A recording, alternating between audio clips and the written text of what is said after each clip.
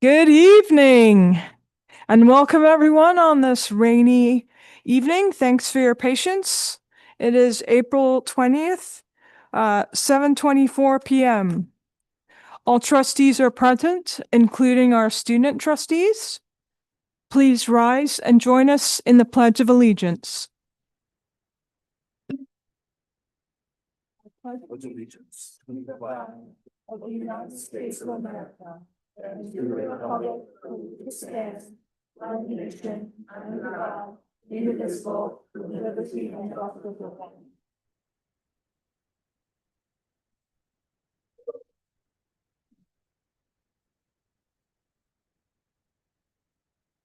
So 200.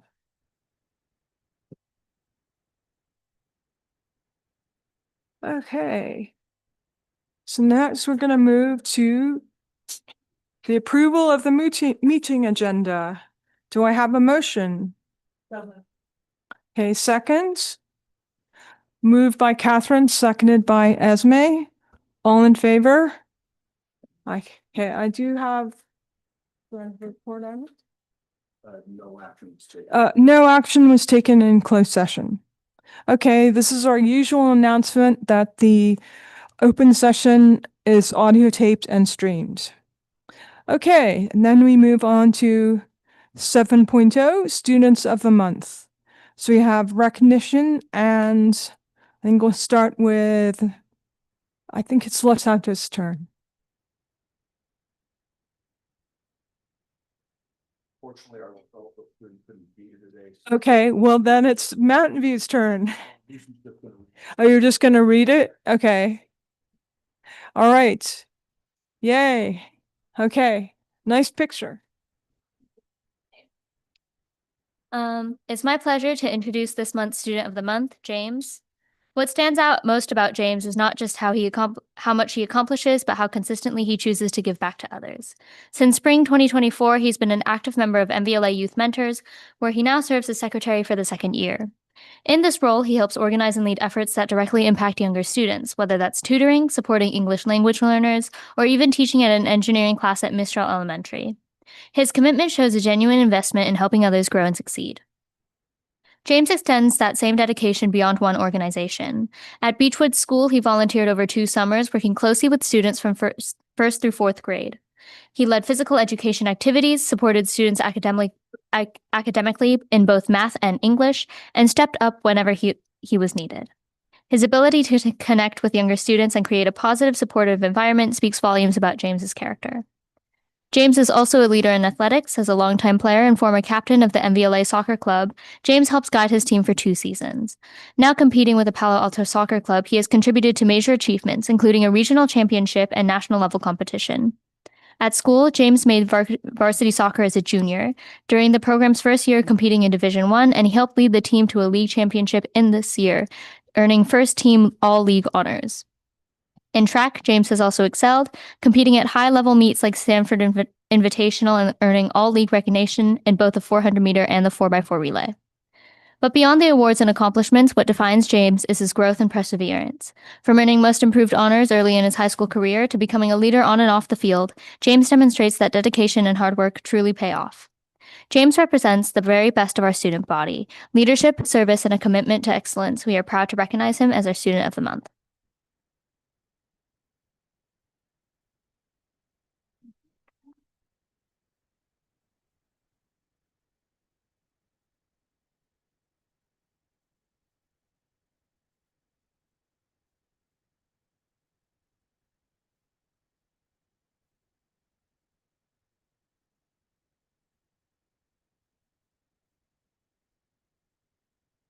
Okay. First, I would like to welcome up the April Student of the Month, Sarah Dang.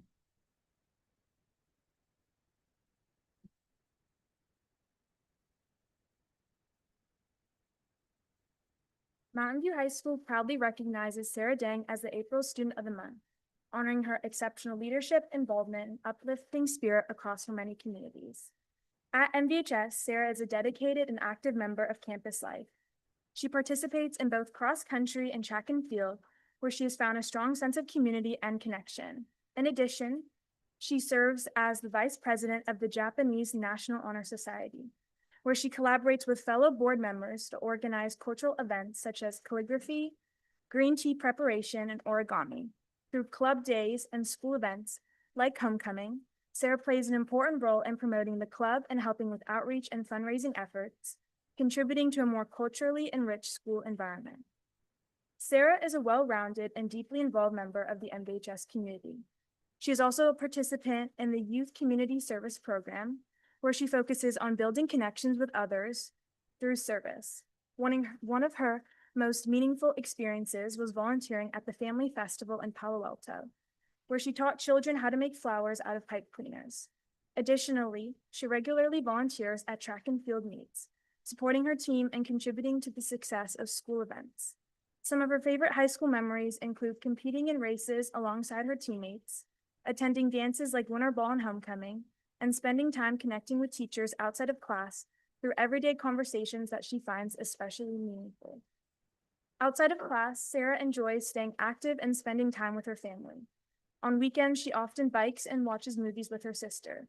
She also values creative and reflective hobbies. Recently, she has developed a strong interest in reading and journaling her thoughts after finishing books, finding that this practice helps her gain insights and a greater appreciation for what she reads. In addition, Sarah enjoys photography and has been experimenting with the film camera, capturing the beauty of everyday moments around her. After graduation, Sarah plans to attend nursing school, potentially in Southern California. Her compassion, dedication to service, and commitment to building community makes her a truly deserving recipient of the April Student of the Month Award.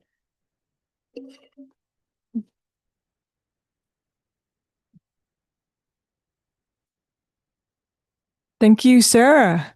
Do you have anything you would like to say to the board?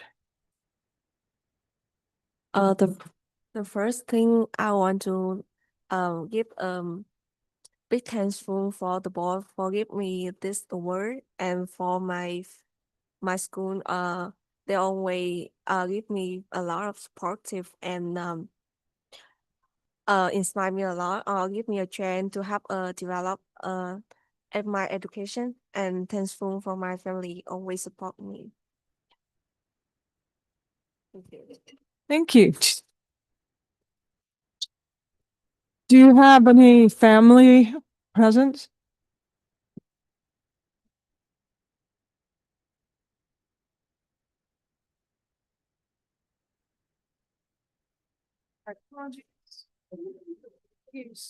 Wake up.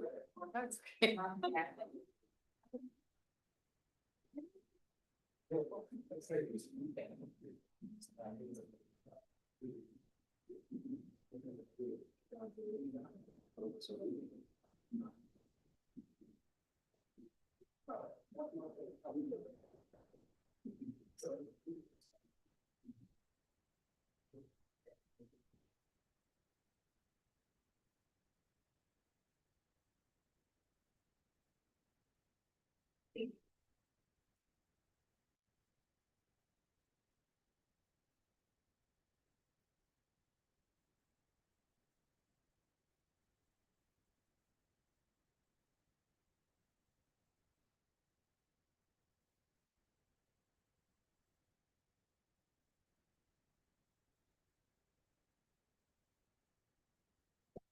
Next, we move on to 8.0, communications, and we move to our student board member reports. And I do believe it's Lucy's turn this time. Lucy from Los Altos High School. Good evening, members. I'm pleased to share a few updates that reflect both the academic focus and strong sense of community on our campus. As we move further into spring semester, our students are preparing for the AP testing, which is coming up soon. Across classrooms, students and teachers are working diligently to review material, practice exam strategies, and build confidence. This is an important time academically, and we're proud of the effort and commitment our students are demonstrating as they get ready for these rigorous assessments. At the end of March, we also celebrated one of our most spirited traditions, Clash of the Classes. The week was kicked off with an energetic rally that brought the entire student body together, followed by school-wide lunch activities throughout the week. Last week, we also hosted a junior counselor letter of recommendation presentation where juniors were guided through the process of requesting letters for college applications. This presentation provided students with valuable insight on how to effectively communicate their experiences and goals, helping them feel more prepared as they begin planning for their post-high school paths. Looking ahead, we are excited for a school award night taking place this Wednesday. This event is an opportunity to recognize and celebrate the achievements of our students across academics, leadership, and service. It's always a meaningful evening for students, families, and staff as we honor the hard work and accomplishments within our school community. Finally, we are preparing for the SEL Eagle Recharge Week beginning April 27th. This week will focus on mental health and wellness, offering students a variety of activities and resources designed to help them recharge, manage stress, and maintain balance during a busy time of year. It's an important reminder of our commitment to supporting not just academic success, but overall student well-being. Overall, our campus continues to be a place where students are engaged, supported, and motivated to succeed in all areas. Thank you for your support. Thank you, Lucy. Does anyone have any questions for Lucy? All right, let's move on to Claire from Mountain View High School. Good evening, everyone. I hope you all are doing well. It has been an eventful start to the month at Mountain View High School with many exciting activities already underway and even more to come. Student groups and programs have been especially active. A major highlight is the annual Student Art Show, which is currently on display in the library. Every student in art classes contributes a unique piece, from ceramic coil pots to intricate drawings, creating a vibrant showcase of student creativity for the entire community to enjoy. The Ambassadors Copa Soccer Tournament was also a success, with Team Guatemala winning it all in a spirited competition. In addition, we hosted another impactful blood drive in partnership with Stanford through our Health Careers classes, where each donation can save up to 3 lives. Athletics are now transitioning into league play across multiple sports, and events like the Poetry Slam have further showcased student voice, creativity, and engagement on campus. One of the most anticipated events currently underway is ASB's Bow of the Classes Spirit Week. This year's theme is elements, with freshmen representing wind, sophomores water, juniors earth, and seniors fire. Throughout the week, students will participate in themed spirit days, lunchtime activities, and class dance practices leading up to the night rally on Friday at 5 p.m. in the large gym. The rally will feature performances, games, and friendly competition, bringing together students from all grade levels in a fun and unified atmosphere. Looking ahead to May, we are preparing for Teacher Appreciation Week and the start of AP testing, both of which highlight the hard work of our staff and students. Overall, it has been a spirited and engaging start of the month, and we look forward to all that is ahead. Thank you all for your support. Thank you, Claire. Does the board have any questions? All right, great. So we'll move on to district organizations. I think I see Cecilia Carol. Hi, Carol. Please come up and introduce yourself.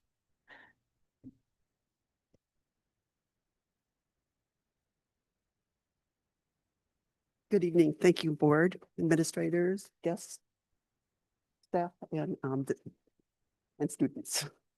CSEA has been, I'm Carol Johnson, CSA president. I'm on the negotiating team and a union steward.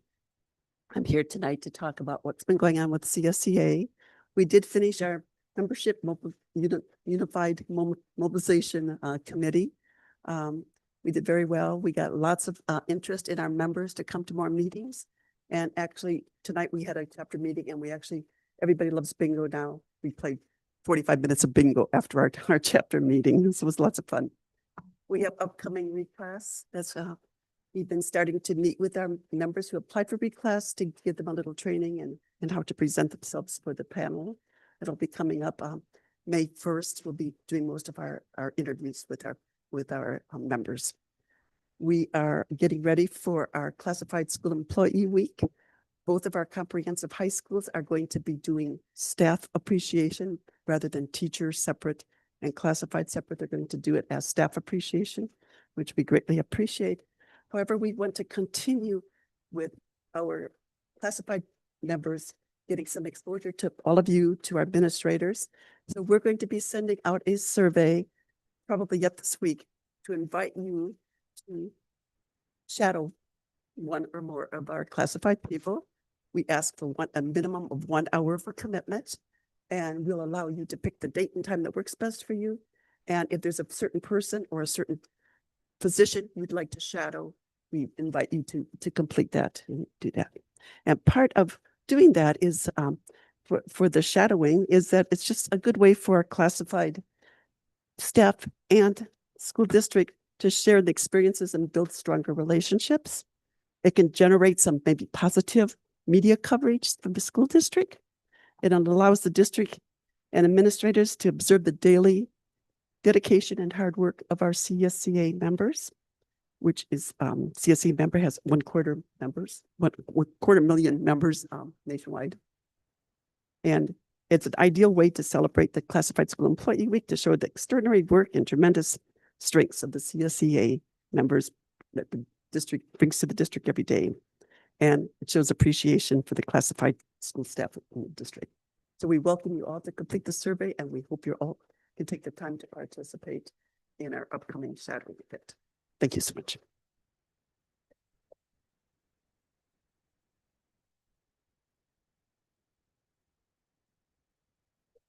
Okay, I don't think I see DTA. All right. So let's move on then to, do we have any public comment not on the agenda? Okay. All right. So now we're going to move on to recognitions and resolutions. We have a full house tonight of recognitions and resolutions with 2 very worthy spotlights and 3 annual resolutions. I know these resolutions matter to all of us, and there's certainly more that can be said. At the same time, I want to be mindful that our spotlights deserve sufficient time, and that we also leave ourselves enough time for thoughtful deliberation on our business action items. So without further ado, let us move on to our first recognition, which is our Mountain View High School soccer team. Way!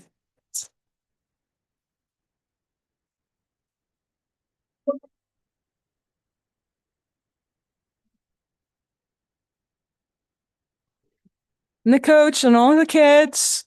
Great to see you all.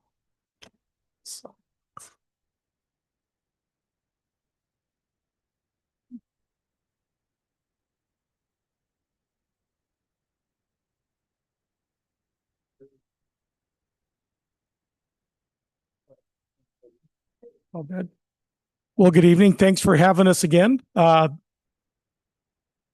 We seem to be making quite a few appearances in front of you and recognizing champions at Mountain View High School, which has been amazing. This year's group in winter is going to be our Division I championship boys soccer team, headed by Coach Jim McGurk. This will be our second Division I championship in 4 years. And this one was really fun to watch. Very talented group of young men, very close bonded, a lot of team dinners at the McGurk household and a lot of pictures of brownies.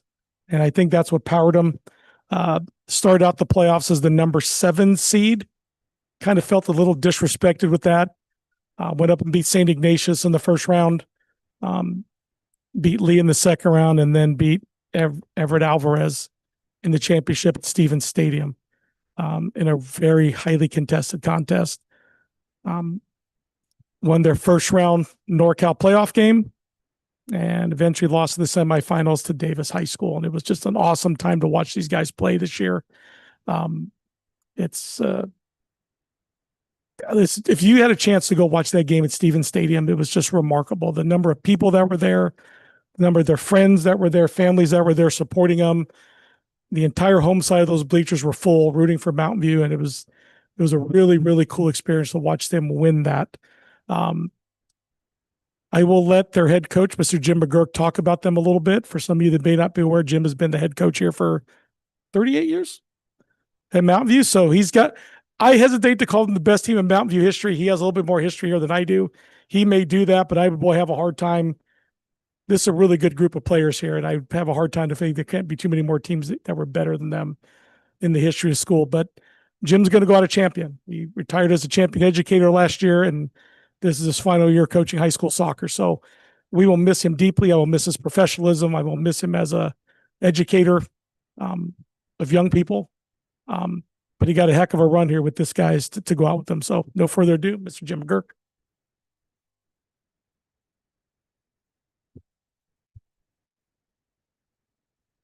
You might remember I was here last year retiring.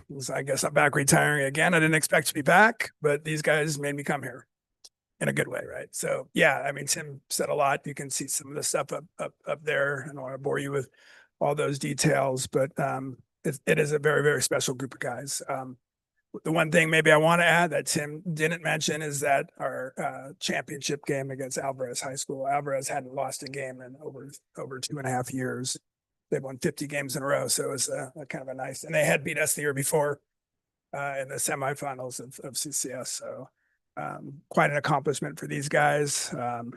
Quite a 4 years. Most of the guys in front of us, not all, but most of them are seniors. A couple of juniors floating around here too.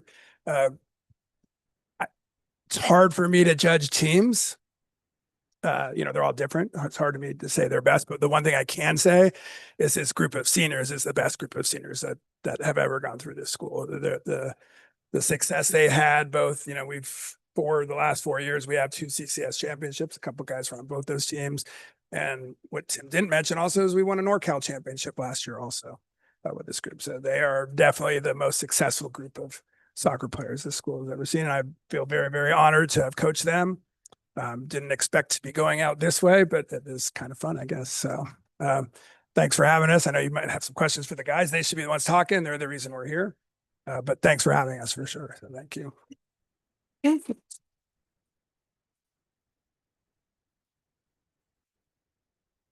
Thank you. Does anyone have any questions? I just have, Mr. McGurk, I hope to see you again next year. Unretire. I will come if they win again. Anyway, wonderful job to see you here again. It's really, I know it's a lot of effort that you put into appearing here tonight. It's not just, there's many practices, many hours you put into this. You clearly work together well as a team, and I hope you juniors can carry on that success, and you'll be back next year. No pressure. Anyway, we'll take a picture, I guess. Thanks again. Thank you. Oh, jeez. Perfect. You have the perfect positioning.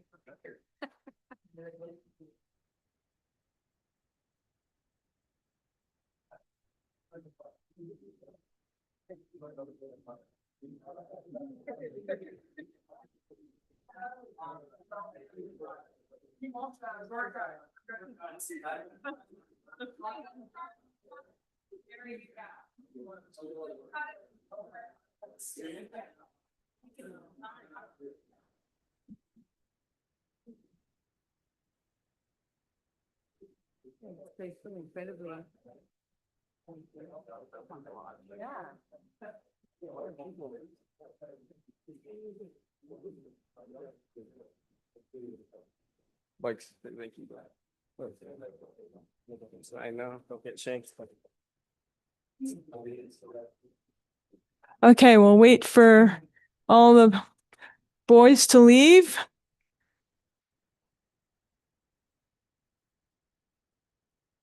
Okay, so now we move on to our spotlight. That was a recognition, but it's really a spotlight, both of them. Anyway, our spotlight for this month is a very worthy recipient named Archana. I assume she's going to be introduced by other people.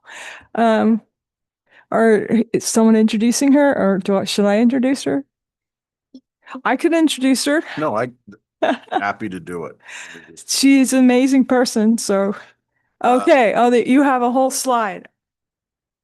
I haven't been in the district very long, but there are times where you go to different events and everything about students and about MVLA. And at every event, there's Archana. And, we could talk about everything that she's done for the foundation and leading the foundation. Things haven't been easy these last couple of years. Obviously, you can see the signs on the El Camino. Not every business is full, and there's an uneasiness. But with Archana's leadership, the foundation is still going strong. Can't say enough about everything that she's done and her visibility to promote our foundation and the number of students that foundation impacts every year is incredible. And I'll save the rest of the time for Archana. Archana. I just want to say a couple words about Archana. So I've known Archana since our kids were in elementary school. So we date a long time, and Archana has been an involved parent since that time. So the number of kids that you have impacted, Archana, is hundreds, probably many more children. I mean, you have been a force in Mountain View for decades now. So this award is not just for this, it is for your many, many years of service in education to our kids. So thank you. Please come up and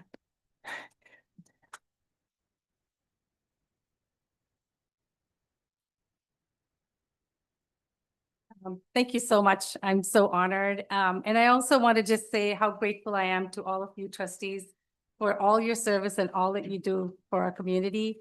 And I also want to say I really enjoy our partnership of the foundation with the district, all of you here, and our principals. We am so grateful. And I also feel like I want to share this recognition with my fellow trustees on the MVLA High School Foundation Board and our executive directors, and also the other volunteers of our therapy dog group, because it's mentioned here. I'm just so proud to be a part of this wonderful MVLA community. So thank you. oh, also I wanted to say, if you look at the talent, there's a picture of her dog and several of the therapy dogs. So very cute dog. Does anyone else have any questions or comments for Archana? Okay. Thank you so much again. Please stick around.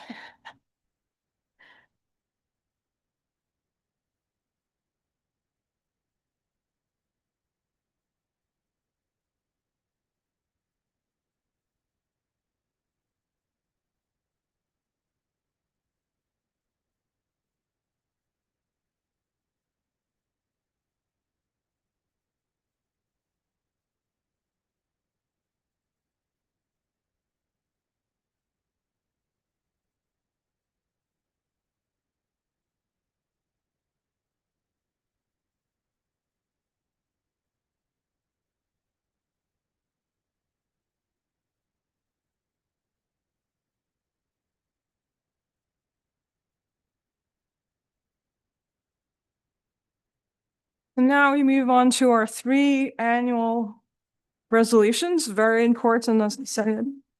A lot could be said about them. So we move on to resolution 2526-21, National Mental Health Month, which is May 2026. Do I have a motion? I would like to adopt that resolution. Okay, do I have a second? I second. Okay. Lucy, how do you vote? I approve. Claire, how do you vote? I approve. Okay, board, all in favor? Aye. All right. Okay, next we move on to resolution number 2526-2022, Asian American Pacific Islander Heritage Month, which is also May 2026. Do I have a motion? I'll go ahead and make it. Okay. Someone else want it? By Catherine. I would like to adopt that resolution also. Okay, moved by Catherine, Excuse me. second by Esme. Claire, how do you vote? I approve. Lucy, how do you vote? I approve. Okay, board, all in favor? Aye. Okay. Now we move on to our resolution, 2526-23, Jewish American Heritage Month, May 2026. Do I have a motion? Motioning to adopt this resolution. Okay, motion by Alex, seconded by Catherine. All in favor? Okay. Oh, sorry. Lucy, how do you vote? I approve. Okay. Claire, how do you vote? I approve. Okay, board, all in favor? All right. Now we move on to our presentations, reports, and information. So I would just like to remind the board that we had spoken in our governance handbook and our board retreats that we would agree to treat presentations as brief informational reports, not as direction to staff. We said their purpose is to build understanding and identify any need for follow-up, additional information, a study session, or future action item. And we also agreed to hold questions until the end. And I think it makes sense to start trying that approach. And we can share any feedback during the first reading of the handbook later in the meeting. So if you could come up, you want to introduce yourself? Thank you. Good evening, board. I'm Suzanne Woolfolk. I direct all the alternative programs that are considered middle college, college now, Alta Vista High School, Freestyle Academy of Arts and Technology and Communication, and MVLA in-seat summer school. So here's just a few brief thank you. If any of this is review, we just want to make sure it's clear. And Mr. Volta had requested that do a bit of an intro, just explaining where we are up to this point, leading into summer school. So this just to familiarize you with, yes, there are two types of opportunities for students for summer school. And there's a summer school webpage that's been updated since about January. It's also searchable with our new websites, which has been very nice, from Los Altos, Mountain View, and Alta Vista High School sites. That you see there's option for online help that's handled through MVLA Adult School. And as you may know, in large part, that is for online health over the summer. Additional courses are available based on counselor approval, but the large majority is health online. MVLA summer school, that when students are speaking about summer school, they're likely speaking about in-seat. And this year it'll be at Los Altos High School. I'll give you a little bit more detail there. In-person summer school, we typically alternate, depends on construction. And this year, Los Altos is kind enough to host us. We have 2 sessions that are 10 school days each, or 60 hours. 60 hours is the instructional hours needed for making up a D or an F. Okay, so for credit recovery. So roughly you'll see that we'll be in business with students June 10th through July 9th, with a few holidays in there. And Bell's schedule, general education and our essentials courses. In the past, we had called those our SAI, but our essentials courses and general education courses will be running from 8:30 to 3, and it is one subject through the day. So there's the 3 different blocks, course with brunch and lunch in there as well. Extended school year has a little bit different of a bell schedule each day from 8:30 to 1, because that would be what life skills and adult transition program have bell schedule wise length through the regular school year. And the exception to location is that in working with Jennifer Smith, it has been wonderful to be able to tell life skills and adult transition program families once more that they can be continuing in their current classrooms. So Los Altos High School will be general education and essentials courses, and then ESY courses will remain in their place in their current classrooms, which are ATP and Mountain View campus. So just to give you a little bit of idea, like I said, it's F&D makeup grades. Course requests are signed by counselors directly into ARIES, our student information system. While guardians can opt out, this is a change we made about 4 years ago. Instead of students opting in, obtaining a triplicate form, and really having to go the extra mile to get into their summer school course, we really want to make sure that as part of intervention, this is something that students, their counselors, pre-identify students along with career data that I provide to them in January.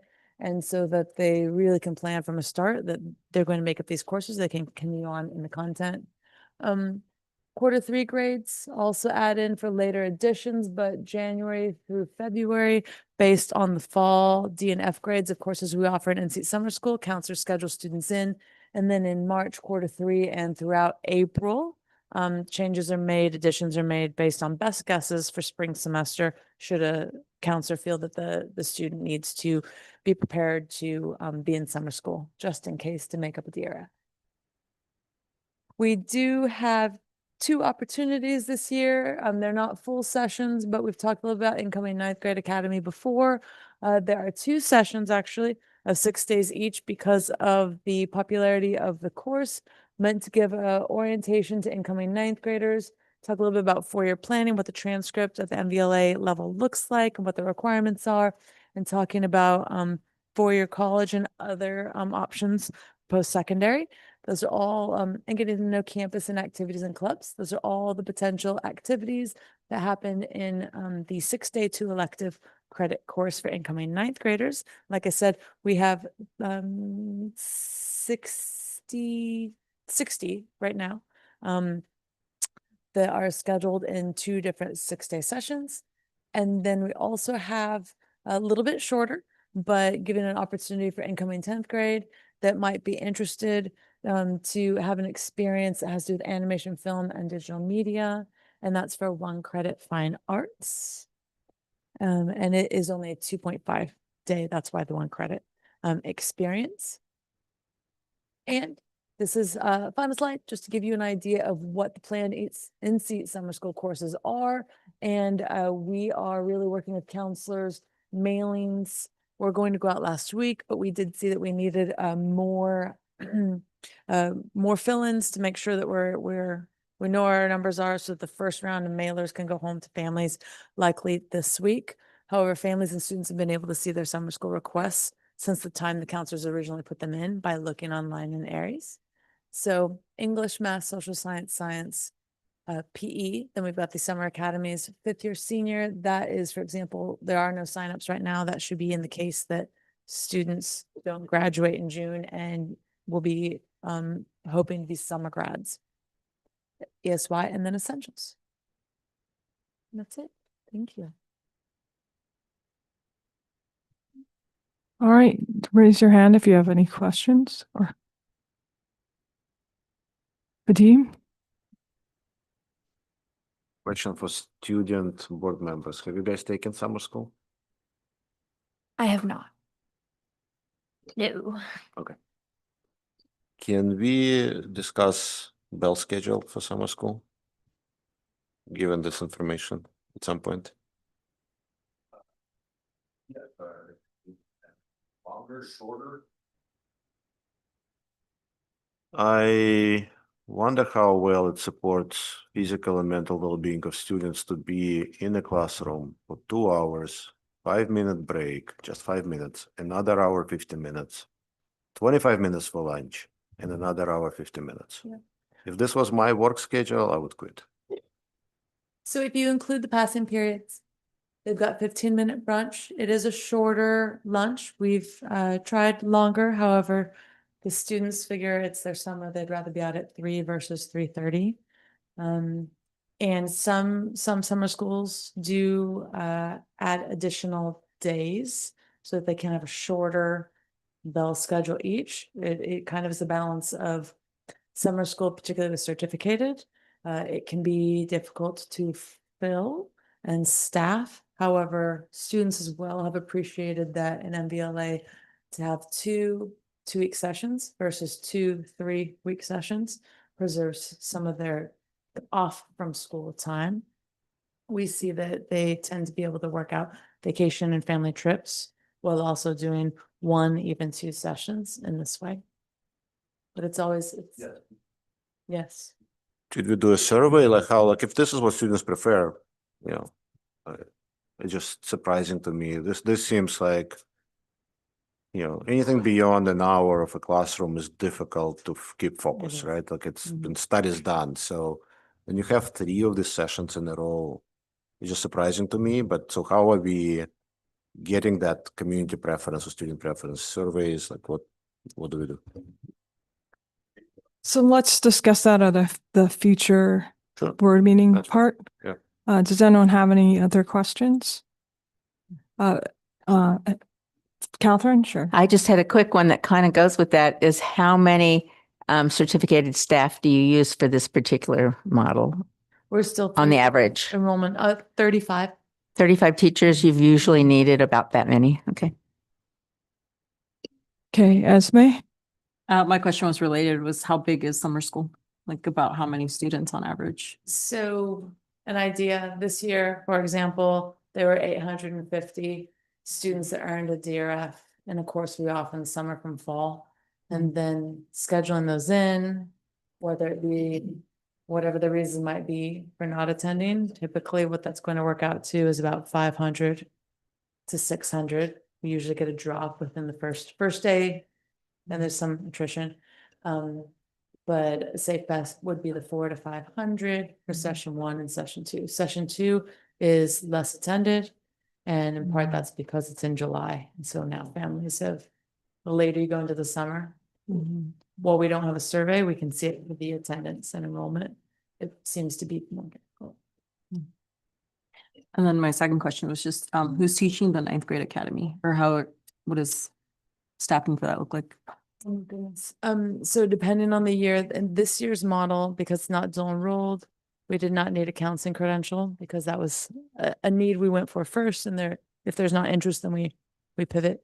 And I believe it's Dahlia Gomez, who has helped with the prep for high school for incoming 9th in the past. So, but oh yes, it's a certificated teacher that's knows the district and has been part of it for years. So this is a question for Eric, is for another time, which is you know, there's obviously been a change from the opt-in to the opt-out, which sounds good, but like how many students actually end up enrolling? And then you know, what grade do they get at the end, right? Because we want them to graduate. So that would be just good data for us to have as a board. But we don't need to have that right now.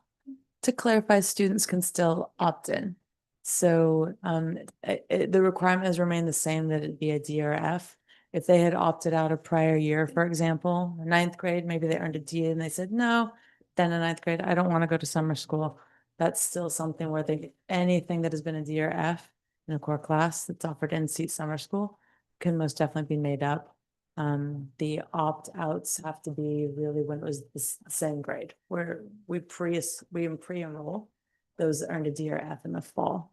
Yes, that was my understanding, is instead of how you have to fill something out, you're automatically enrolled in summer school, which sounds like a good policy, but I think it's always good to have data to know whether that's whether people actually are going to the class. Right in the end, they have to actually sit in the seat and pass the class. So so that's my first question, and then hopefully we're doing well in that, and if not, then I would have follow-on questions. So thank you.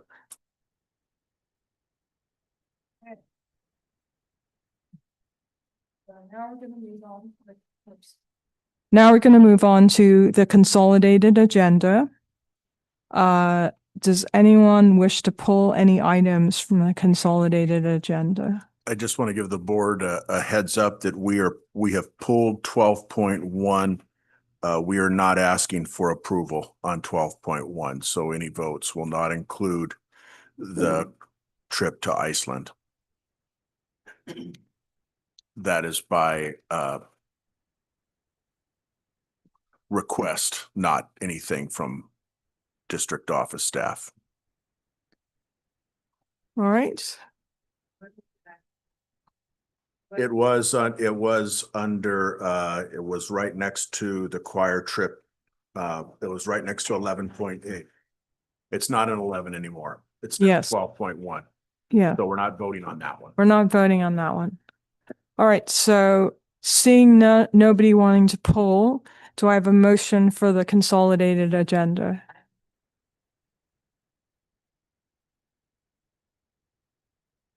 Okay, moved by Catherine. Do I have a second? I second. Okay, seconded by Alex. All right, Claire, how do you vote? I approve.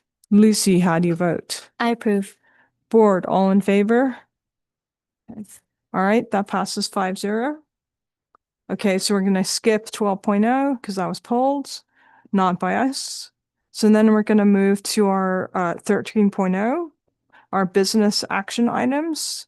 So our first item is the 2026-2027 new class proposal, second reading, which is actually called AP seminar. Do we have a presentation or are we just discussing it? We have people available if there are additional questions. There were a lot of questions last meeting. That's why we put it on business action as opposed to consolidated. So if there are any additional questions, we have the people here to address them. Staff recommendation is to approve. Okay, so I guess what I'll ask first is, it sounds like we probably need to have discussion before we consider a motion. Is that correct?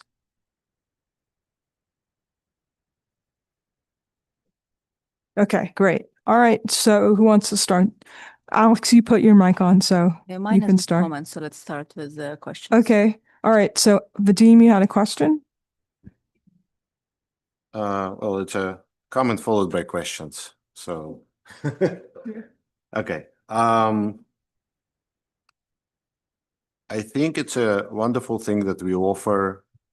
We do experimentations with classes, with courses, and then we can compare our English offering at Los Altos to the one at Mountain View because the population is somewhat equivalent.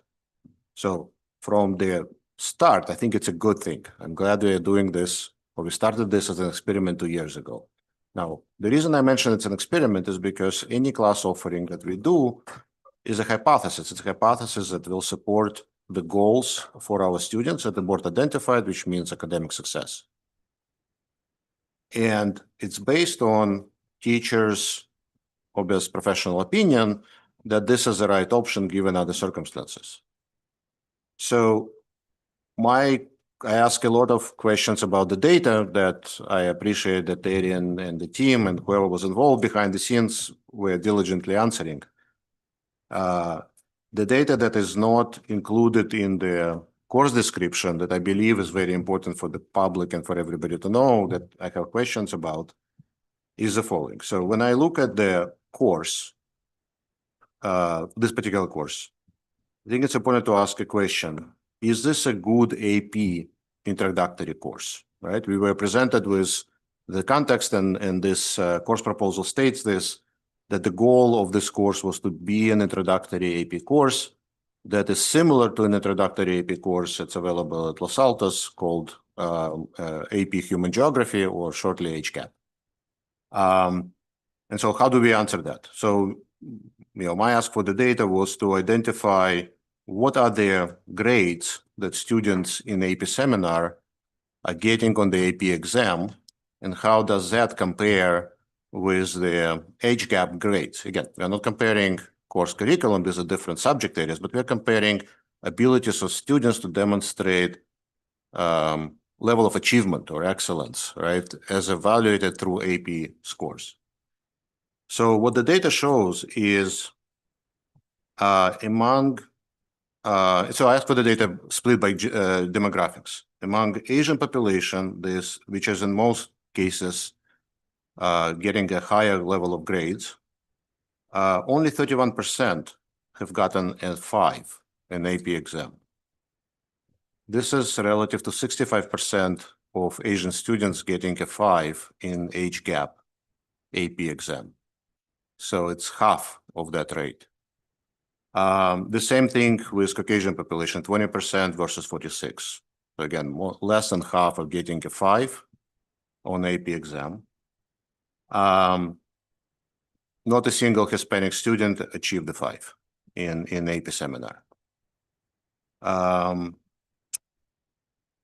When you add the score of 4 for AP seminar, the data is a little bit closer. It's not half, but it's still below HCAP. When you include the 3s, this is where you get to the 80% pass rate that doesn't actually show you the complete picture. So I think it's important to look at data closely rather than combining 3, 4s, and 5s into one bucket. The next question that I asked that I think is important to recognize is what is a grade distribution? So how well is the classroom grade reflect students' achievement or student success in AP test.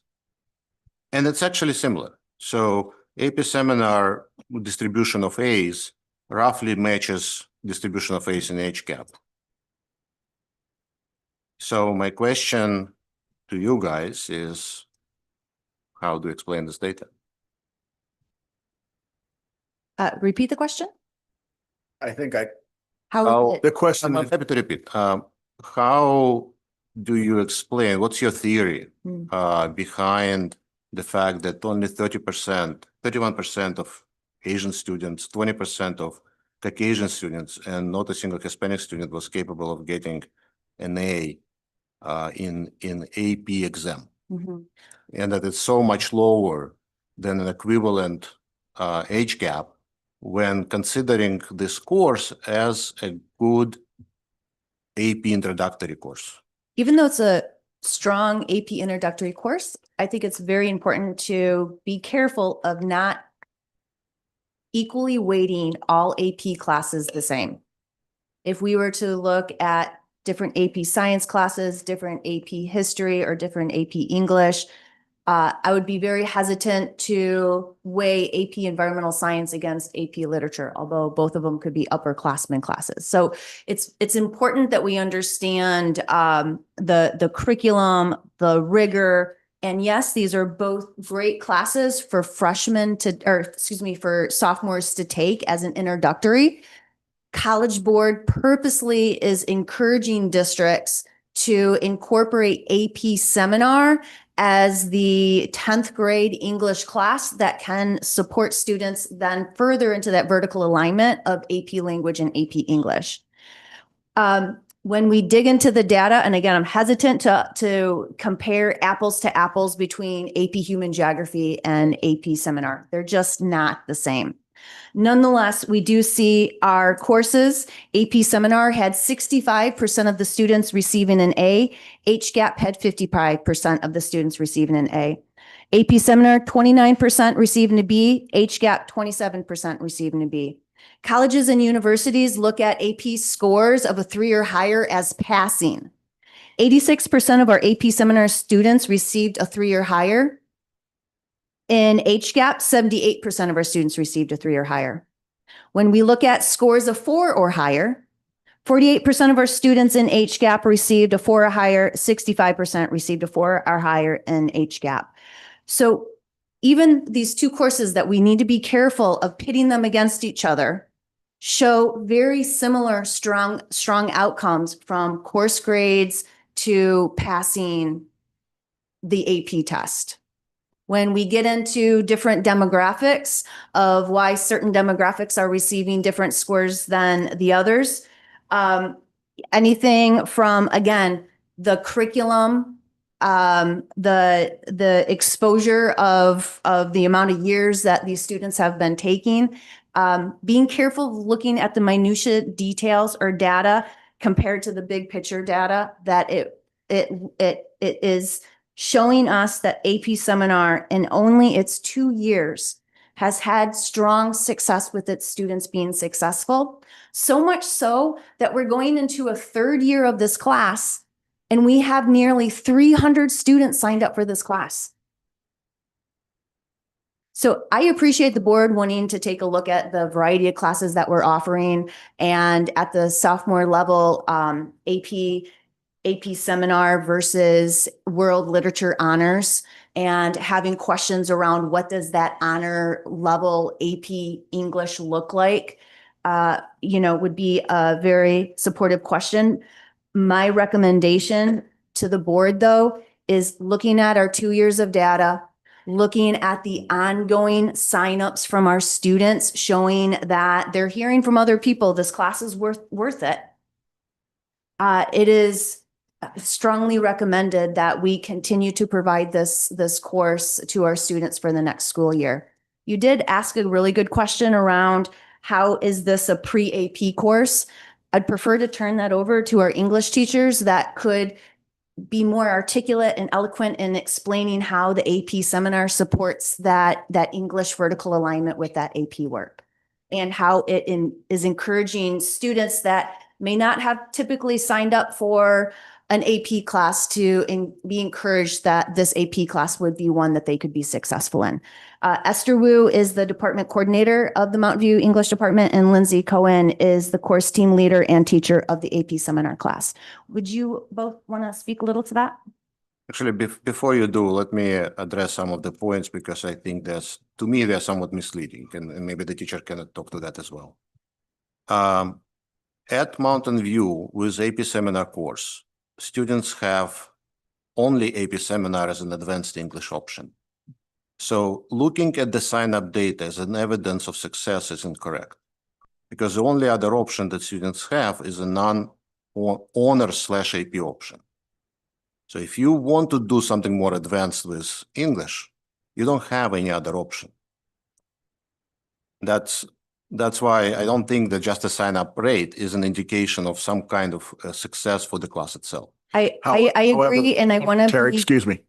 However, we have two similar schools that if you look at the sign up and the enrollment rates for the advanced class, sophomore class at Los Altos, it doesn't have the same percentage of students that are signing up for it.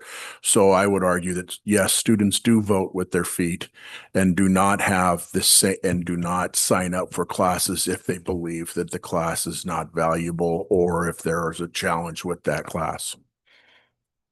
That is correct. There is a very large number, much higher number of students signing up for AP seminar at Mountain View than at Los Altos, which also begs the question, this was actually my second point, of why is that? What is it that the Mountain View is doing differently, whether you identify it as successfully or not, that almost double the amount of students are signing up for the AP option versus Los Altos, where the distribution of students that are signing up for an honors English course in 10th grade and a college prep course. I've talked to some students. I have some data, but I would be curious to find out from you guys what that might be.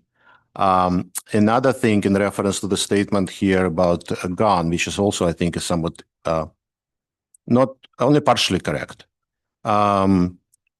GON High School is introducing AP Seminar in 26-27 year, per my understanding. They haven't had it yet. GON Seminar introduces it without replacing an honors class. So it will be an interesting comparison, how many students sign up for the AP Seminar versus an honors English class, because the difference between what Mountain View has done is it replaced it replaced an AP language. I need to be always careful, language versus literature, AP Lang course, which is fine. That's a different question. But right now we are only offering advanced English in the form of AP Seminar versus what GON is adding it as an alternative. It is correct that Palo Alto High School has something that is a lot more similar to what Mountain View has, but not GON. Can I ask a question that is related? Sure, that's me. James? If we can just get clarity also, because I think maybe it was a little bit mixed information last time around the weighted GPA around AP seminar versus the honors course at Los Altos, because I think that might be influencing signups potentially. And then also college credit eligibility, depending on AP score and depending on the honors course at Los Altos, if we can just get clarity on what factually is true. Good evening, Board of Trustees. I'm Esther Wu, English Department Coordinator at Mountain View, and this is Lindsay Cohen, course team leader of AP Seminar. I'd like to offer some information in broad strokes, the bigger picture of things, and Lindsay's going to get into more the details of the course as she is in the weeds with our students every day. So to kind of answer Dr. Ortiz's question about just informationally, factually accurate about what this course offers. So let me kind of step back and tell you about the big picture why of this course, because I think that kind of got lost perhaps in the last meeting that I think could really help inform your decision moving forward. And so recall that historically, Mountain View High School for decades offered AP language and composition at the 10th grade level. That was decades. I don't even know who made that decision. When traditionally that course is placed in the 11th grade nationwide. So we had an AP course in the 10th grade that was widely taken. I think we took it in 10th grade.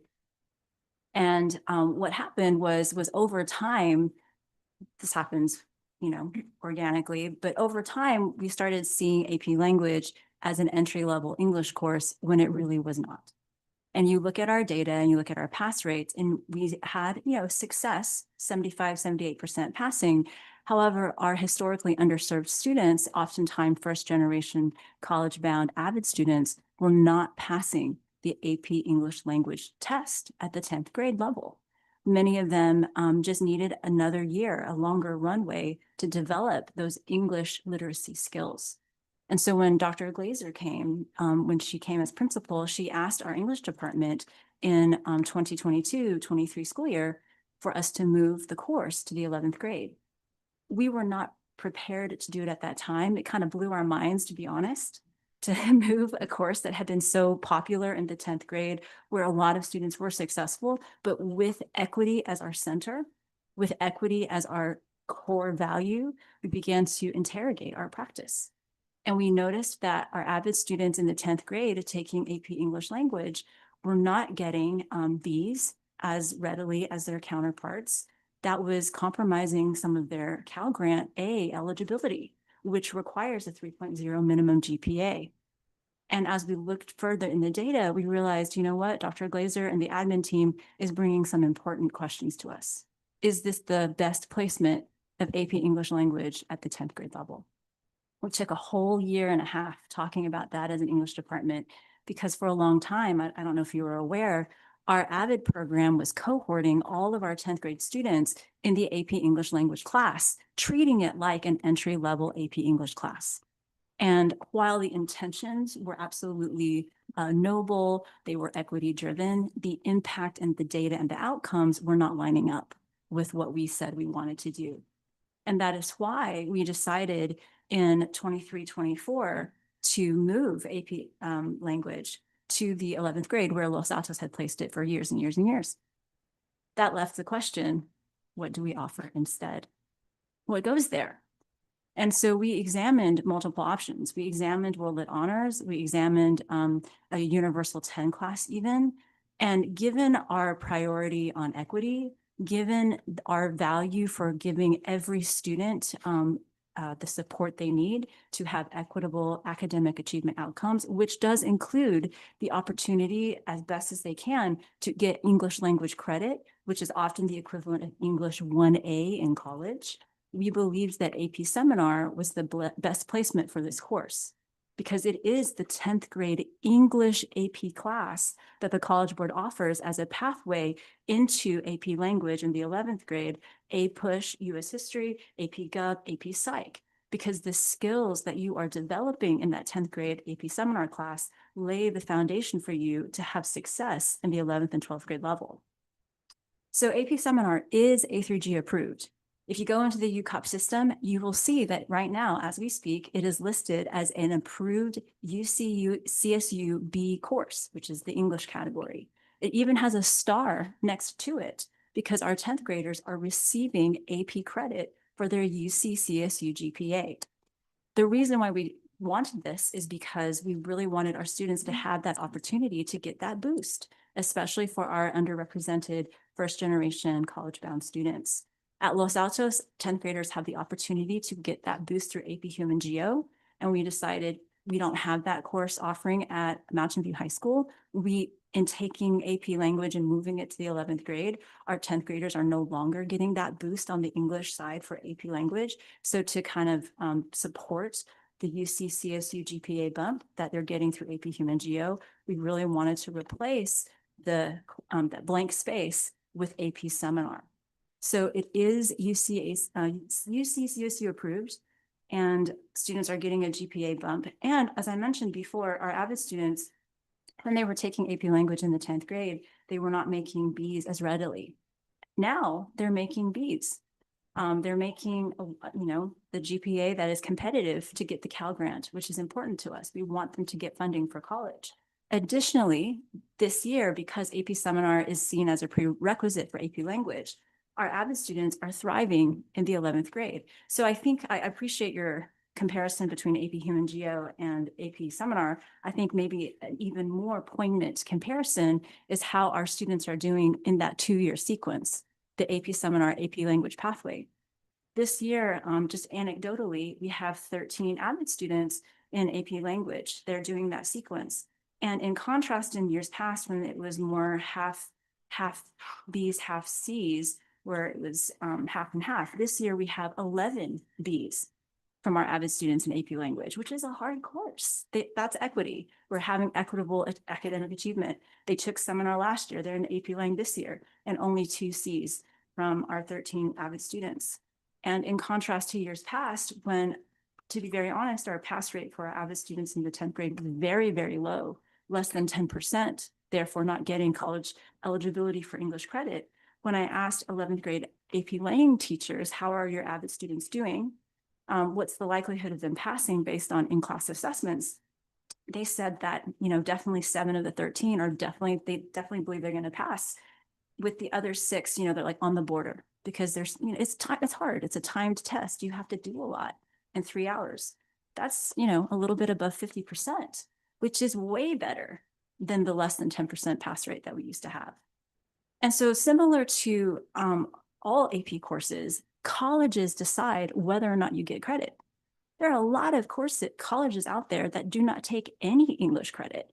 You can get a 5 on AP Lang, and you can get a 5 on AP Lit. And not a single college, depending on the college you go to, will take that credit, because they really want to control the credits that students get. So whether or not a college accepts that credit is very college specific. A lot of schools demand a 5, some schools demand a 4 or 5, some schools won't even take it, some schools will take a 3, 4, 5. So AP Seminar in that way is the same as AP Language and AP Literature. The college credit that you get is very specific to colleges. It's not anything that we can control. But what we can offer students is the UC CSU bump that they're getting in the 10th grade. They're doing well. And this course, we talk about what makes a good AP course. I think what makes a good AP course is a course that is accessible, a course that supports all students towards equitable academic achievement outcomes, a course that gives students confidence. The fact that last year, our first year in teaching AP Seminar, we had a 91% pass rate, and we did not see any disproportionate groups of students represented. And there were no student groups that were disproportionately represented in those who did not pass, I think speaks to the success of the course. That's what makes it a good AP course. And that, imagine that you are a student taking AP for the first time. You are not disadvantaged by your racial background. You're not disadvantaged by what middle school you went to. And you were able to get the same outcomes, had that confidence. I did it. I took an AP class. I passed. I'm getting credit. I have confidence going into an even harder course, which is AP English Language. And so I think this year's data to me is the most important set that we need to look at to determine whether or not AP Seminar is doing what we want it to do, which is to serve as an entry-level English course that the College Board has placed in the 10th grade as a scaffold for AP English Language. They come as a bundled set. And let's be honest, most of our students are not going to become English literature majors. They're not going to go into poetry, drama. I mean, I love that. I teach 12th grade AP English Lit, but many of our students are very STEM focused. They're interested in nonfiction. Nonfiction's hard. Argument, rhetorical analysis, synthesis, informational sources, those are challenging to understand. It's hard to construct arguments. And so that 2-year bundle is setting students up for success. So I think this year's AP Language scores will be even more indicative of how successful Seminar is. Are our pass rates increasing because we made this move? And especially with equity in mind, how are our first generation college bound students who have been historically underserved by the public education system doing? Are they getting the support that they need to have an equal chance at getting credit? So that's the big picture. And I'll turn it over to Lindsay Cohen, who can speak specifically about the course and what it offers students. I don't know how I'm going to follow that, but I can tell you that I absolutely love every day that I get to teach AP Seminar, but it's not about me. What's so incredible about this course is it's very different than other AP classes. So a normal AP, it's a snapshot of who you are on one day, how you took that test. AP Seminar has a portfolio aspect to it, which I think is incredibly indicative of long form work and really what students have done over the course of the year. And what's even cooler about AP Seminar is that it's not just about a paper that they write, but they actually get to come up, speak, present. I see you nodding. Did we take this class? I didn't, but a lot of my. So you're familiar, yes. So what's so beautiful about it is it's something that I don't know if students have a ton of exposure to. It's that ability to speak extemporaneously. For example, you'll see there's no note cards in front of me. I had no idea that you guys actually wanted to hear me speak. So I'm a little nervous, but AP Seminar has taught me what to do in case I need to speak to you guys. In addition to that, they learn how to create slide templates. They learn how to write essays, and all of these things are going to help them in AP Lang and even beyond AP Lang in their college and their courses. I remember being an undergraduate in college, first one really to do college. And what was really hard for me is figuring out, how do I read nonfiction text? How do I keep up with the rigor of college coursework? And having a nonfiction class, I think, would have really made a difference for me. And having that runway and that entryway, I have the privilege of not only teaching AP Seminar this year, but teaching AP Lang, and the connections I'm able to make with our students of saying, hey guys, this is very similar to EOCA question 1. And I have a lot of students, because of the amount of students that do take it, oh yes, okay, Ms. Cohen, I understand what you're talking about. And I'll say, okay, let's talk a little bit about line of reasoning. You're going to see that in AP Seminar. Remember that? Now we're going to be utilizing it in AP Lang. I say to students, it's AP Lang is like AP Seminar, but hard mode. So just to put it a little bit more in their terms or their language or their vernacular rather. But I think AP Seminar is a phenomenal course, and I hope that you consider to keep it at our school. But I've only been here 2 years, so I don't know too much of the data. So thank you so much for giving us that historical knowledge. And if you have any questions about what the course looks like on a day-to-day, or frankly, if you want to come to my class, it's not the most exciting right now. We're in the AP exam, but if you want to come see what we do, I'm super lucky that I get to be here and teach such a fun class. And I would love to have any one of you guys in my classroom.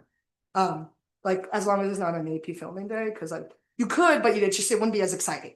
But you're welcome any day. And I'd really love to have you guys. Thank you. Yeah. All right, so would anyone like to raise their hand? Okay, Esme? I appreciated that overview. And I think as I was listening, it seems to me like actually right now is probably not the right time to take a vote on this course to officially like add it to the catalog. It sounds to me, and I think I heard this, that we should look at some future data, and that can also inform like whether we think the course is doing what it's intended to do, and whether we should be looking at offering this course across the district at Los Altos. And the reality is that right now there's already like 300 students signed up. And so I don't think it best positions students or teachers to not offer it this next year, is what I'm understanding also, based off where we are in terms of the timeline and master schedule. So just throwing that out there as like an order of operations. I don't know what the rest of the board thinks. Yes, Catherine. What I like to say is basically the same thing, is that we have 300 signed up. I would be okay with approving it for now, but we were going to, and we already have on our agenda, to look at comparison between an alignment between classes taken at Los Altos and Mountain View sometime soon. And so certainly by next year, we would know whether we want to keep it or not. I mean, we could approve it now, but not keep it, or we could approve it now and then put it at the other school next year. But I think that both things need to happen. We need to approve it now so that we can teach it this year, or redeclare it to be a third year trial run, or however you want to call it, because this is going to be its third year. So we're going to teach it this year. I mean, I think we should make that decision, but then we do need to look at our alignment and comparison of our two sets of classes, and decided what we want to spread to both, or what we want to remove from anybody or not. And how significant is it if we teach different things at different schools if the outcome is similar. Like you said, if the AP is doing its job at the one school, but it's different than the AP at this school and it's different, that's fine. So I'd like to push that discussion to when we compare both schools' alignment. Alex. Yeah, so I really appreciate all the work here and like these explanations were extremely helpful. So thank you indeed. That bigger picture was lost last time, so it's really great to hear that. I am sensing similar to Esme that we are still early in understanding the full impact, the longer term outcomes, and I can see you guys' excitement and anticipation and I guess prediction in a way that we will see that. But certainly it's always good to actually get to a point where we see the data that's confirming our hypothesis. And hopefully it's exactly as you guys predicted it. We all want that. I wouldn't want to be in a situation where we continue to run a class without board approval. I feel like the last 2 years was not great that we did that. So I think I'm agreeing with Catherine that we should take a vote on offering next year. And separately identify a point when we are coming back to look at these longer term outcomes whenever this is appropriate. And then we can have a productive discussion about what other changes we want to identify. Is it across high school? Is it here? So that's one. And the second piece, which I wanted to make earlier, to me, beyond this particular class, there is also a broader opportunity to define how we evaluate changes like this going forward. So if we want to change something about our curriculum, the courses that we offer, and we want to have a pilot, we need to define clear success metrics upfront and also have a defined point where we come back and look at these metrics and they make decisions.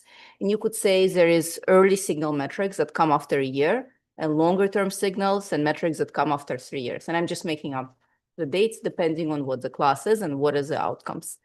And I think that's a solid framework that would allow us to innovate and make changes. So +1 to Vadim's comment that it is important that we continue to go with times and do better. But it's also really important to ground it in student outcomes and actually look back and say, are the student outcomes we expected happening, right? And learn what's working and change what's not working. So that's sort of my sense on this. So I really agree with a lot of what's been said. I think what to me is sort of a compromise position is to approve it as a pilot, which it is not being approved as a pilot, right? Right now it has we haven't approved anything. So I think if we approve it as a pilot, then it has board oversight, which I think is important. I agree with Alex that it's also important for us to define what a pilot is, because I don't think we have a good pilot approval process, and that would include metrics. So I would like staff to come back sort of secondarily. I don't mean in conjunction necessarily with this course, but secondarily come up with this is the process by which we approve a pilot. So we don't just come up on the second year and it's like, oh, here's this class, a bunch of students are taking it. That we hear about it ahead of time and we can talk about, whether we can have a discussion about it, right? Because we're supposed to approve courses and we're now in this place where it's in next year's catalog. So if we don't approve it, then it's again not going to have board oversight. So I think approving it as a pilot seems to be the kind of middle ground I'm looking at for. And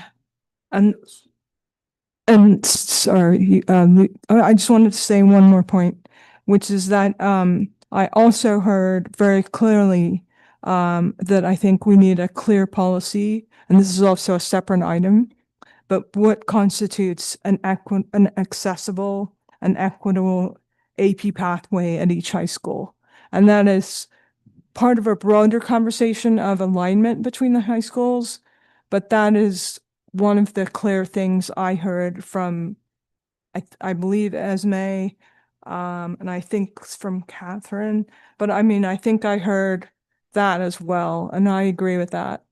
So that's kind of a section of this alignment between the schools, but it may be something that's easier to tackle because we only have so many AP classes. We don't have, I mean, we do have a number of them, but they're limited in number by the AP board. So those are my main comments. And Lucy, you wanted to comment? From what I'm hearing, at least how I'm interpreting this, is that if we approve it as a pilot, all we're doing is postponing this decision until far later, which I feel like isn't really necessary. It's like from what I've heard, we've had 2 years of AP seminar already. I feel like the first year would have been a probation. Second year would be, okay, is this class actually working or not? If we approve it right now as a pilot, what we're saying is like, oh, we still don't know. And then adding on a third year, is that really helping with any of the data we're collecting? Because it just feels like we're just adding on years and we could go up to like 5 years or 10 years and it could still be a pilot and all we're doing is collecting data. I feel like if we act on it now saying we approve this course, then the discussion on alignment, what I'm hearing at least is the separate issue that you're talking about between schools wouldn't be a decision of should we add this class to Mountain View, but should we add this class to Los Altos, which I feel like is a completely separate discussion. I can answer that question. Well, I was the one that, so I hear what you're saying about it being a pilot, but I'm not comfortable because at least this is the first time I'm hearing about this course. And generally we don't just have courses that are midway. And so I feel that it has been a pilot. So I'm not saying let's approve it for pilot forever. I'm like, let's define what a pilot is. So a pilot runs for so many years, maybe it's 3, and then it comes back for approval to the board. I just want to clarify, our typical process is approving a course. That's what And we didn't have a chance to approve this course. Understood. I explained this at the last meeting. But I'm not certain why we're trying to create a whole new protocol for approving a course, especially when a course for 2 years has shown the data, the success that it's having. I don't disagree. Let's have conversations around alignment. Let's take a look at other courses in addition to the 10th grade honors class and see how are they different between the two schools and where do we need to have alignment and where are they both showing success. And so autonomy can be helpful for school culture. But just to add on, if we're looking for data for this AP course, what other AP courses are we going to look at? What other courses are we going to possibly not allow to go forward because of data? How many new courses have we approved before a teacher has actually taught the class that we've never revisited? Because maybe the signups, when we build a student-centered master schedule, it's based upon what students want. And if the courses that are suggested by staff, by teachers, by administrators, whomever they are, if those are courses that are not enrolled in or enrolled in by comparable, less comparable numbers, then that's something that we should look at. But it feels like we're singling out this class because of the oversight of 3 years ago of not approving it before it was actually put on the course registration sheet. And I mean, again, like Terry said, we're welcome. We'll look at anything you want us to look at. But one of the biggest challenges right now is following a practice protocols. And it seems like we're creating a separate practice, a separate scrutiny for one class that we're not doing with with our entire AP offerings. So I don't know where or how we can resolve that other than to say 3 years ago there was an oversight. It should never have gotten on a course request sheet. It did. There was an assumption that it was approved. Once we found out it wasn't, we brought it to your attention. And now we've spent a good amount of time looking at the data. And the more we look at it, the more we say, maybe the other school should be offering it. Okay, so I just want to clarify, because this is being a little bit strange to me, so I want to make sure I understand. So I want to repeat what I heard, is that, I mean, yeah, the usual process is a class, I mean, except for a few exceptions, and we have had pilots before. So it's not like we've never had pilots. We have had pilots before, but the usual process is that the class is presented before it's ever taught, and then we approve it.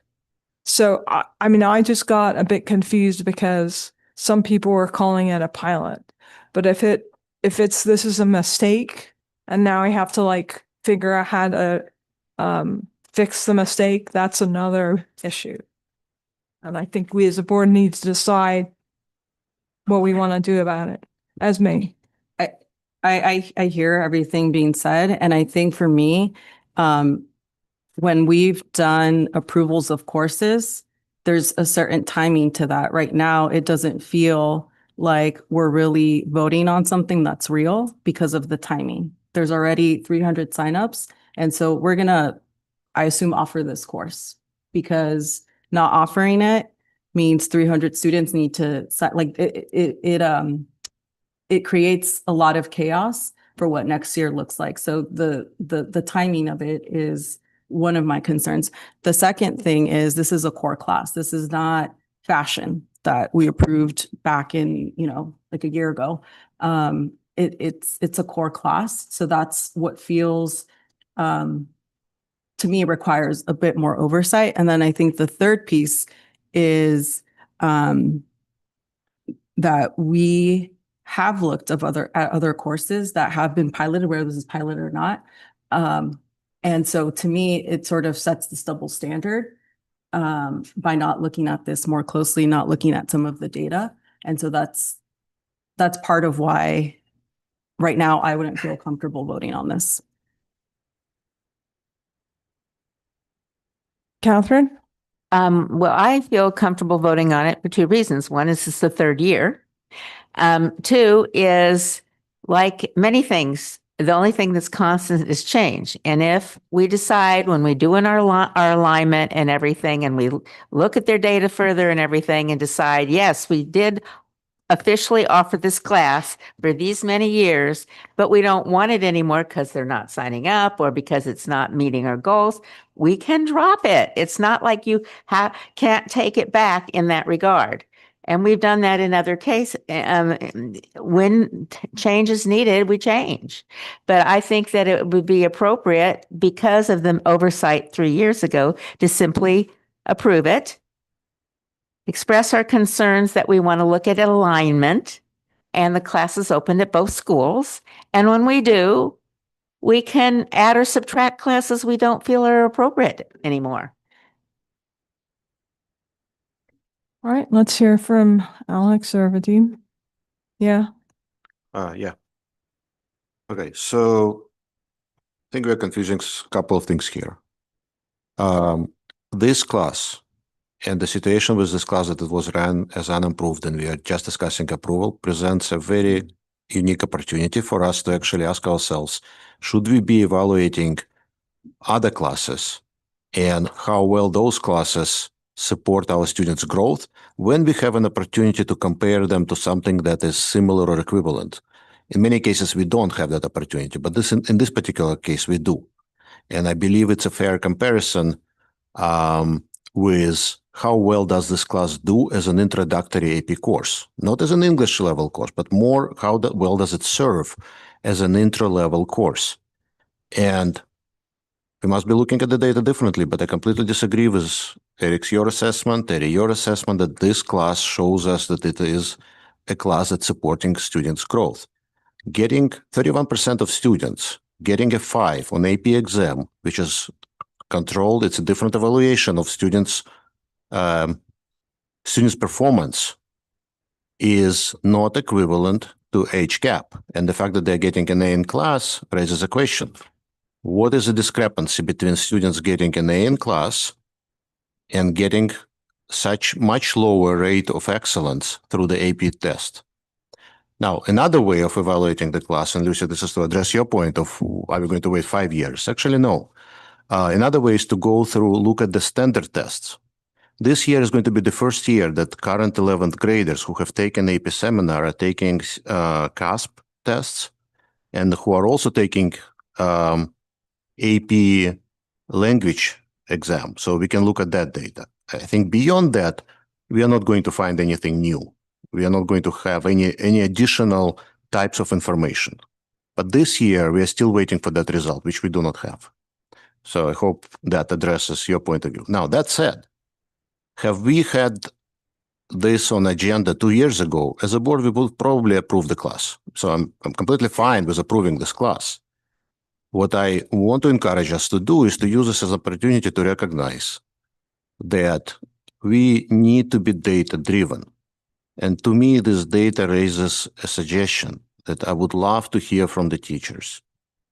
Please recognize that 31%, that passing grade isn't what we are aiming for. We are aiming for higher excellence. C is not a great result. It's a great result for somebody who's getting a D because it shows growth, and that's fantastic. But we want to look for higher results. And I would love to hear that once you see the data, what can you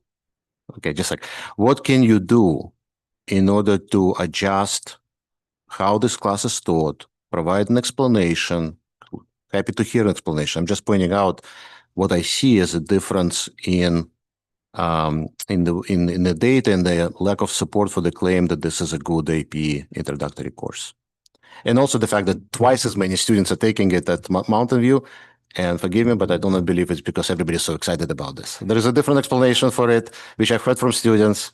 I'm not going to share it publicly. But I urge you to tell us this, right? Don't just come and tell us this is a great course. But let me just clarify, 86% of students in AP seminar pass the AP test. I don't want to continue doing comparisons to HGAP. I don't think it's healthy and I don't believe it's apples to apples, but I'm going to say this. 78% of the students at HGAP got a 3 or higher, passed AP. To me, that says AP seminar is a strong entry level test. If over 85% of your students are passing. Now, are they getting 4s and 5s? Close to 50% of this class, and it's in second year, and in its first year, with no experience from our teachers teaching this class before.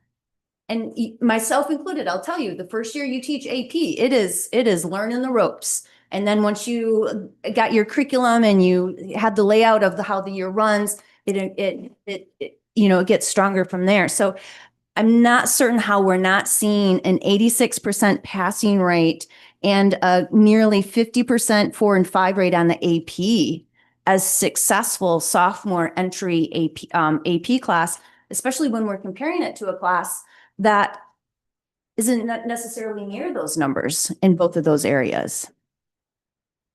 I'm sorry. AP HCAP has a 65%. It has a 78% passing rate compared to passing grade is not excellence. It's one data point, but it's not excellence. Just look at as you successfully. Have you asked students whether they would be willing to put when they get a 3 on an AP class, whether they would be willing to put it in a transcript? Okay, time out. We've repeated these points, so let's move on to another point. So I think it was Yeah, so just big data. So you talked about the 5 rate really quickly. Oh, no, you're not. So sorry. So California's 5 rate is actually about a 10%, but Mountain View's 5 rate was a 23%. So we're a bit over. What rate is it? Sorry. Sorry, 23%. No. For what course? What? AP seminar. So AP seminar, all of California, 10% of students who take the exam in all of California get a 5 versus in Mountain View High School specifically, 23%. I was just referencing because we talked about the 5 rate, and she is correct. Over 55% of students who take this class get a 4 or a 5, which if you compare it to the California average, a 4 or 5 rate is actually 29%. So at Mountain View, we are much higher than the California. We know that California average is a lot lower in many aspects, so let's not compare it to California average, let's compare it to equivalent districts. Ms. Cohen, how many years have you been teaching AP seminar? This is my second year. And well, okay, so last year was your first year. Was it the first year for the entire course team last year? Yes, sir. Yeah.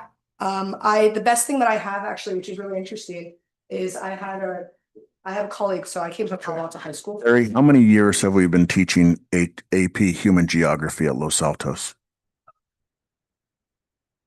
Can we Okay. just move on from the AP scores? Because I feel we've discussed it a lot. Yes, ma'am. If that's okay. So, Thank you. I think it was Alex who wanted to speak next. Yeah, so I think maybe the pilot word here should be put aside. It's confusing, and I didn't actually mean to redefine any new pilots or to redefine how we do courses. This was more of a comment when we do a pilot, and I guess that's not this particular case because it wasn't a pilot. It was just sort of like a process that didn't go as expected, right? Then we should have this particular framework. For this course, what I'm hearing is actually people do want to keep it for next year. That's what I've heard from multiple board members. So I do think we should. Sorry, can you hold on a sec? Because Lucy's about to leave and she wanted to make a comment. So Lucy, sorry. I'm so sorry. Lucy, please make your comment. I know we already moved on past this, but like just to look at the general, if we are comparing it to AP Human Geography, which it sounds like we're doing, the 5 rate is 7% higher. Like we're always at the kind of like in the puppet hands of College Board, right? It's kind of whatever they decide the curve is. So the curve for HCAP is higher than seminar, which might explain a couple of the differences, but that's all I wanted to point out. Thank you, Lucy. Have a good evening. Does Claire have anything Okay. to say too, as long as, in case she needs to leave? Yeah. Oh, Claire, do you want to say anything? I feel like Lucy echoes really what I wanted to say. I mean, personally, I'm a Mountain View, but I was not a student when seminar was offered. What I do know is I personally believe, and I think a lot of other students would believe, that I think it should get passed now and then it can always be reconsidered later, as I feel like is being echoed a lot. But I think having that intro course and like learning how to do public speaking in sophomore year in an English class is really important. And so I think passing it now would be very helpful, and we can always look at it later, but I think it's good for the students to be passed now. Thank you very much. It's good to hear from both of you. Thank you for your time. Yeah, going back to my back to my Back to Alex. Yeah, so I do think we need to be making a decision for this class today. And I also think it is indeed a great opportunity to better understand the data, better understand the outcomes at a little bit longer terms that we are looking for. And it's it can be a great example of how we can be more data driven and evolve our plans based on that. But that to me doesn't mean that we cannot vote on this today. Okay, are we ready to call a question? I would like to call the question. Okay, great. You can call a I call question. the question. Great. All right. So then you make a motion, please. I would like to move that we approve the class. Okay, do I have a second? I'll second. Okay, moved by Catherine, seconded by Alex. All in favor? Aye. Okay. Four. So did you vote? No. Okay, are you voting no or abstain? No, not necessarily. I had one more question. Sorry. Okay, go ahead. Around, I'm curious if, and from like the teacher, admin, Terry, from your perspective, what do we think the AP seminar is a stronger course because of the results we're starting to see? Or is the honors 10th grade course at Los Altos stronger in terms of the results we want to see? And that, like, I know we're not comparing apples to apples, but that goes kind of to the question around, like, should we be pushing alignment? Is it good to have different courses? But my concern continues to be, if like Mountain View is benefiting so much from AP seminar, why wouldn't we offer that at Los Altos? I think that's a very great question. And at this very second, I would say that the courses offered at each school are where our teacher expertise lies. If we were to make a change, possibly for 27-28 school year, then we can work with teacher after we see what our AP results are this year in language and also in seminar. And if we do see a strong, hey, this is really a great thing, then we can work to get some alignment in sophomore year, the following year, giving teachers time to prepare to change at one site. Yeah, I wouldn't suggest that today. Yeah, no, Um, I think, I but I'm think curious. right now, we're good at where where the teachers are right now. I think in order to make to direct a change in curriculum, based upon what I've learned from this district, it would take a process. We need to get some momentum going that direction so that we can ensure the great results that we're having at Mountain View to translate over to Los Altos as well. All right, Esme, are you ready to vote now?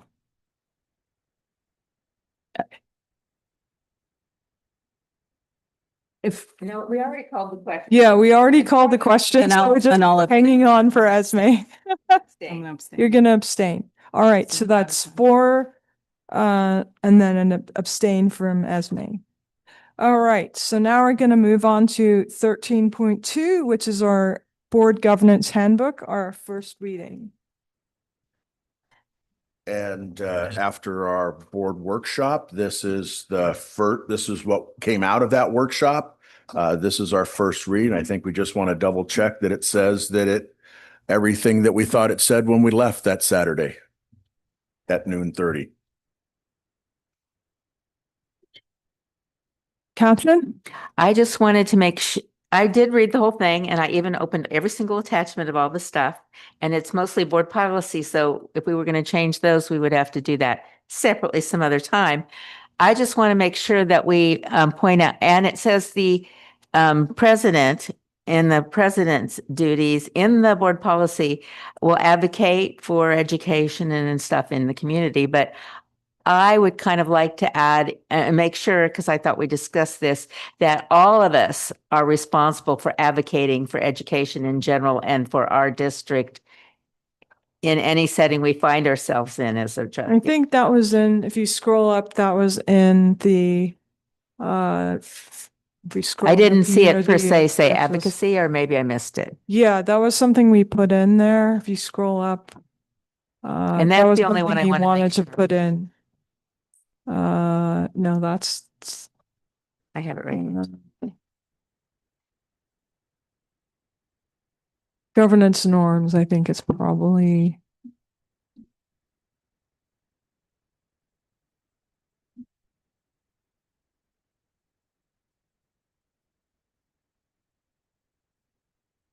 Partner with the community in good faith. Sustain it, just see. Well, and engaging stuff to me, Governance. that doesn't really say the word advocate. Okay, let's. So I kind of go like to add that. further. Let's That's all. see. I think it's under roles and responsibility, the link role of the board under board policy. I didn't see it there either, but that's all right. I would just like to cross-check that. Okay, That is all. And under board policy 900, it says providing community leadership and advocacy. Yeah, at it says local, that. state, national levels on behalf of children, district programs, and public education. It says that So for the whole board, not just. that's for because- the whole board. that's That's the under whole board. policy 9,000, which is linked up at the top. Okay, Yeah, I missed that one sentence. That's why we didn't Yeah. didn't add it to the other. Yeah. Okay, We just Got linked it. the policy. got it. That's Just why- make sure, because that's an important role for us. yeah, and I also linked the policies because we may change the policies. On the hand that as we mentioned, the board policies are primary and the handbook is secondary. Okay, are there anyone else? Okay, great. All right, so now we move on to 13.3, which is our CSBA Delegate Assembly runoff. We have 2 candidates that are in the runoff. We have Elizabeth Halliday from Campbell Union High School District, and we have Jody Muirhead from Santa Clara Union School District. Okay, Are we going to discuss first or can I make a First. motion? I think we need to discuss, right? I mean, Well, unless people Well, are already you- decided. we're allowed to make a motion and then discuss. Sure. So I'd like to move to elect Elizabeth Halliday. And then as my well, I don't know if there's a second, but as my reasoning for doing that is that she's a high school person. And I think we need kind of good representation of ones that are high school districts compared to elementary districts compared to unified districts.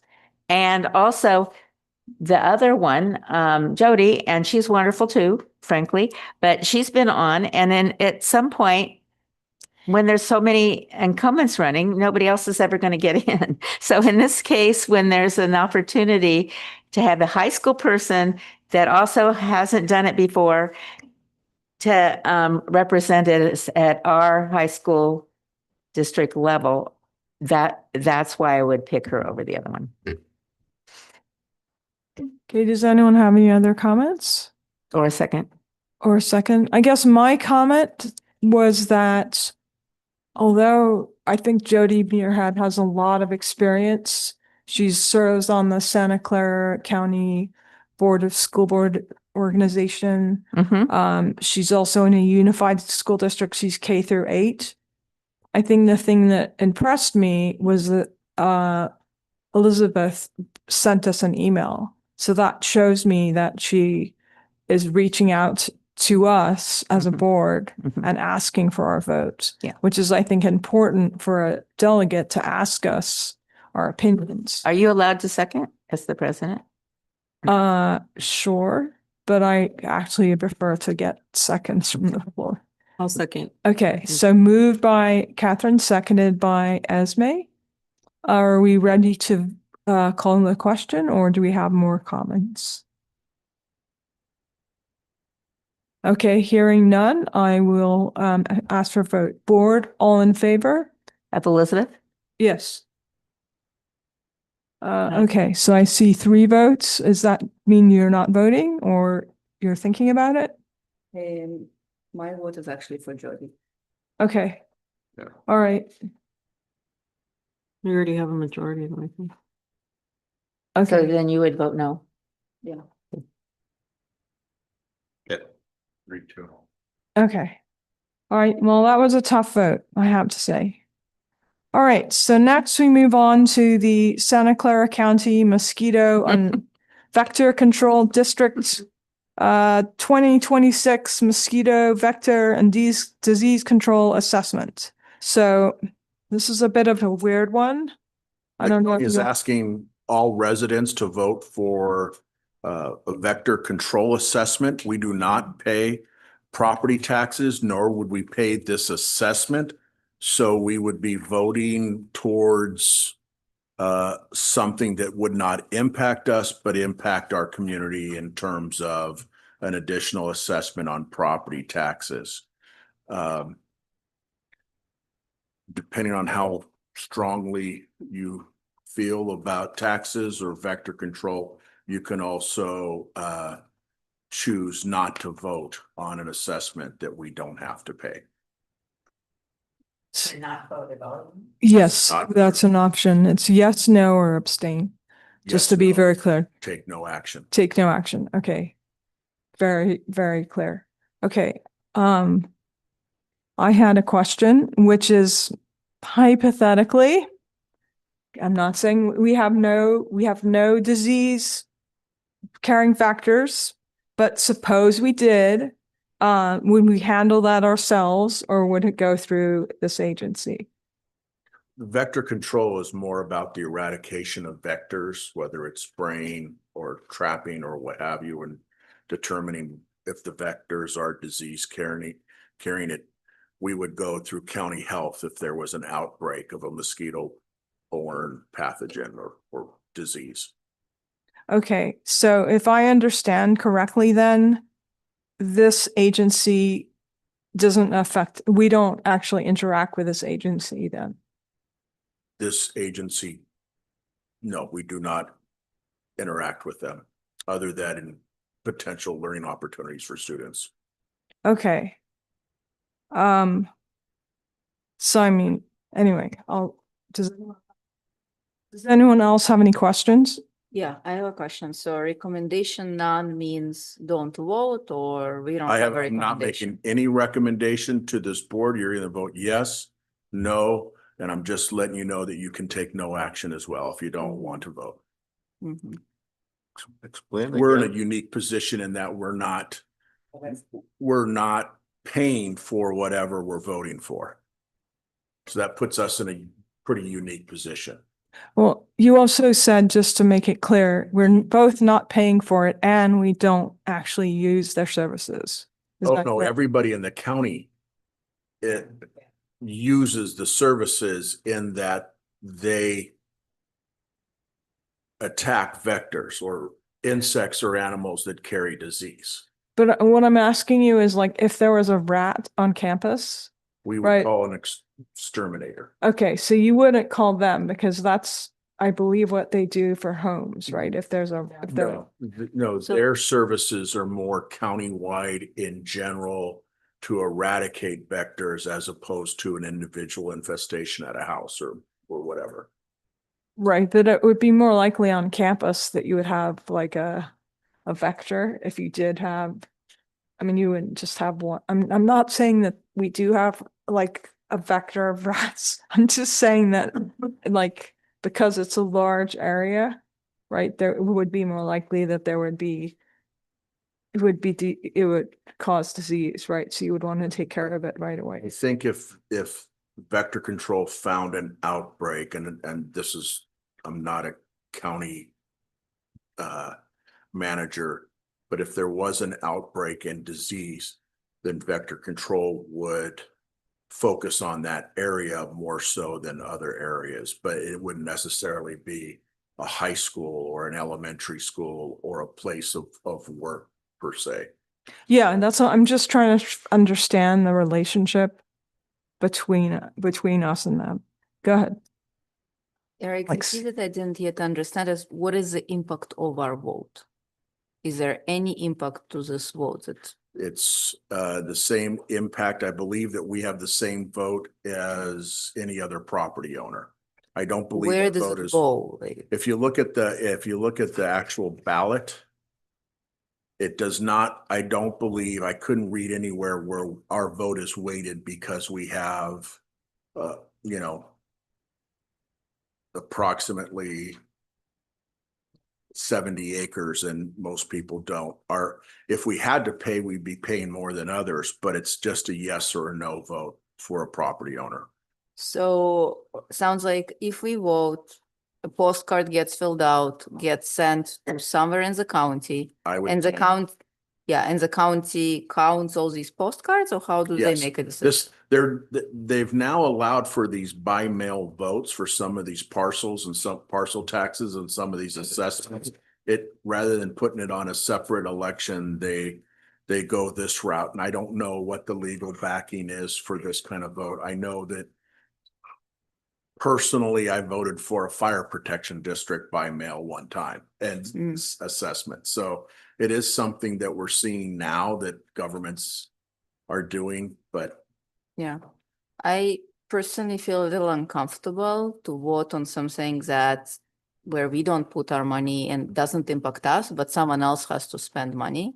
So it feels a little bizarre to me in that sense. +1. That's exactly how I think. +2. So I would like to suggest that we take no action. I totally agree.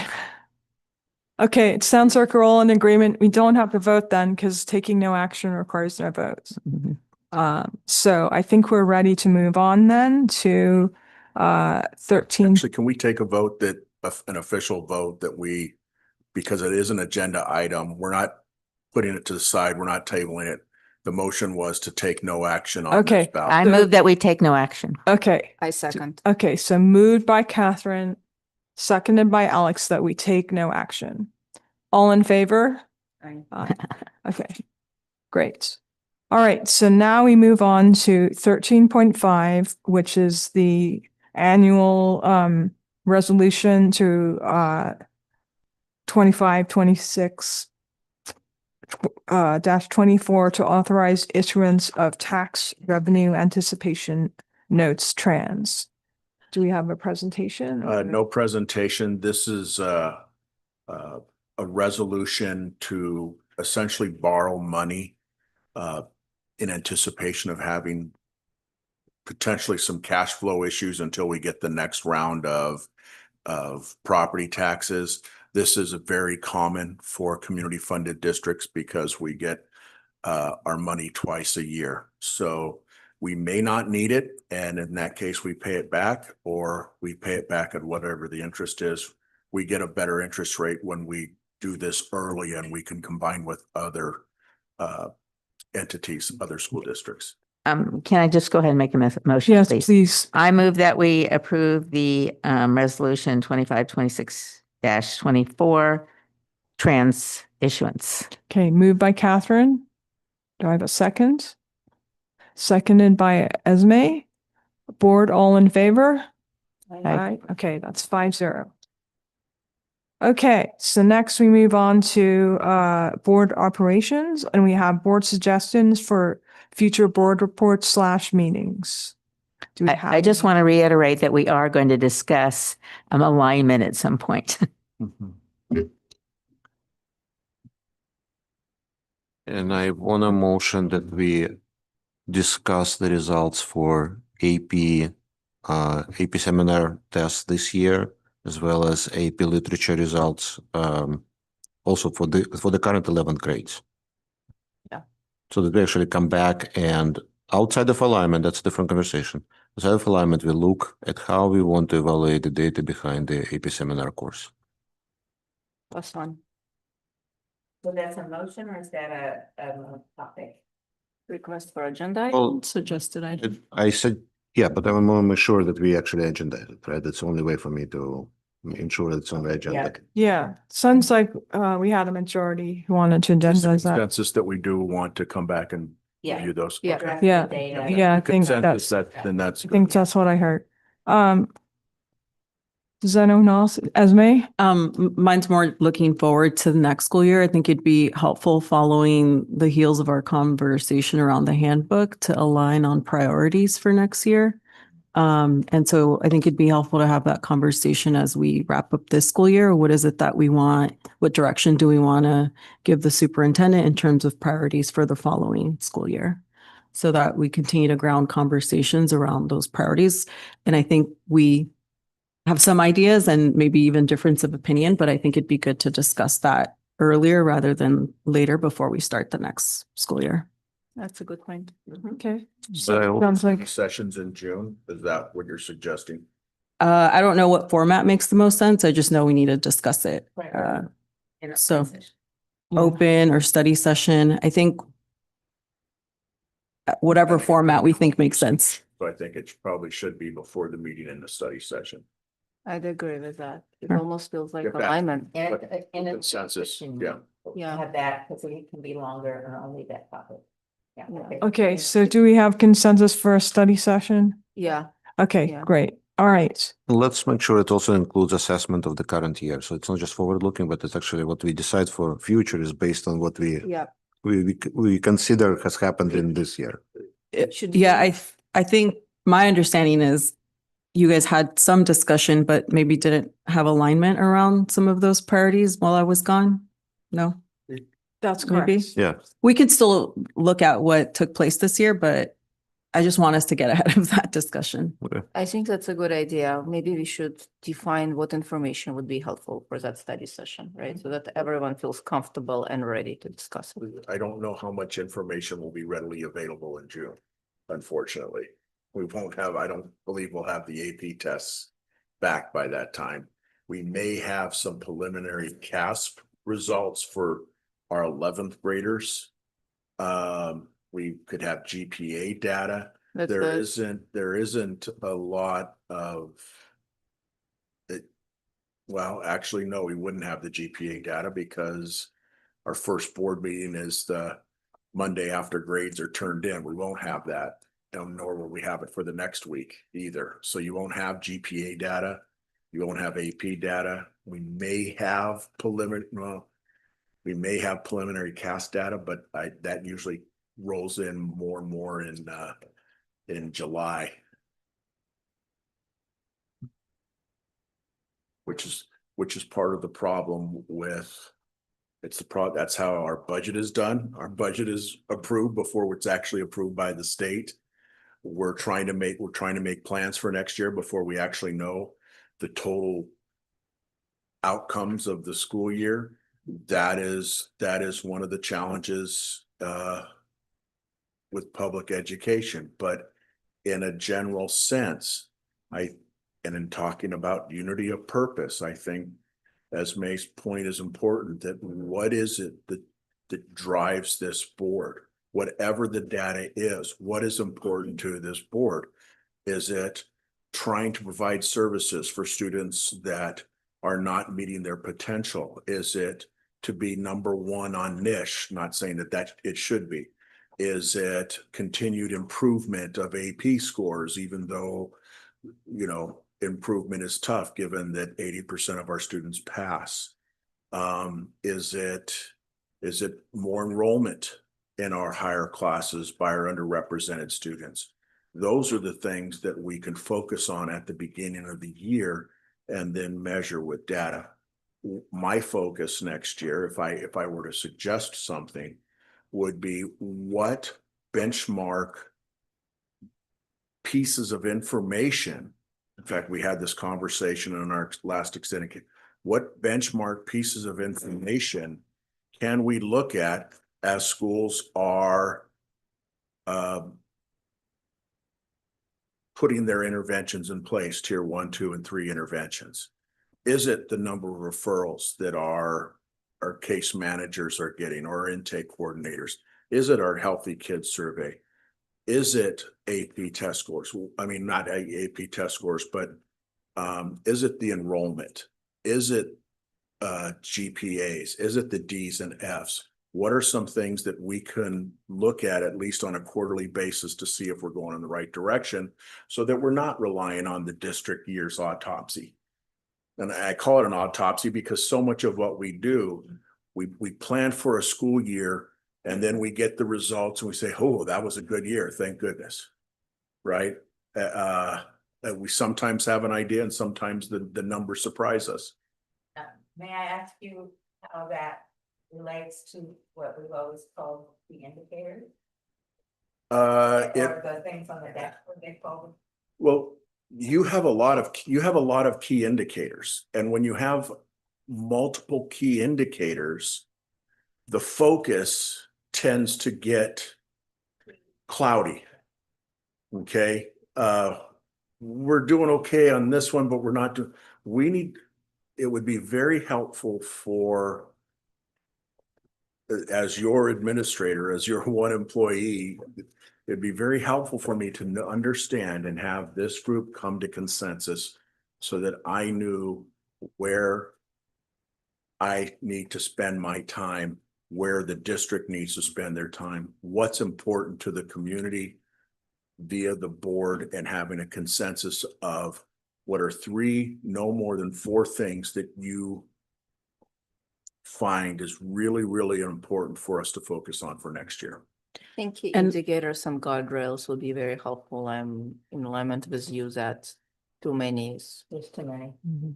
It's just not actionable. That's the problem.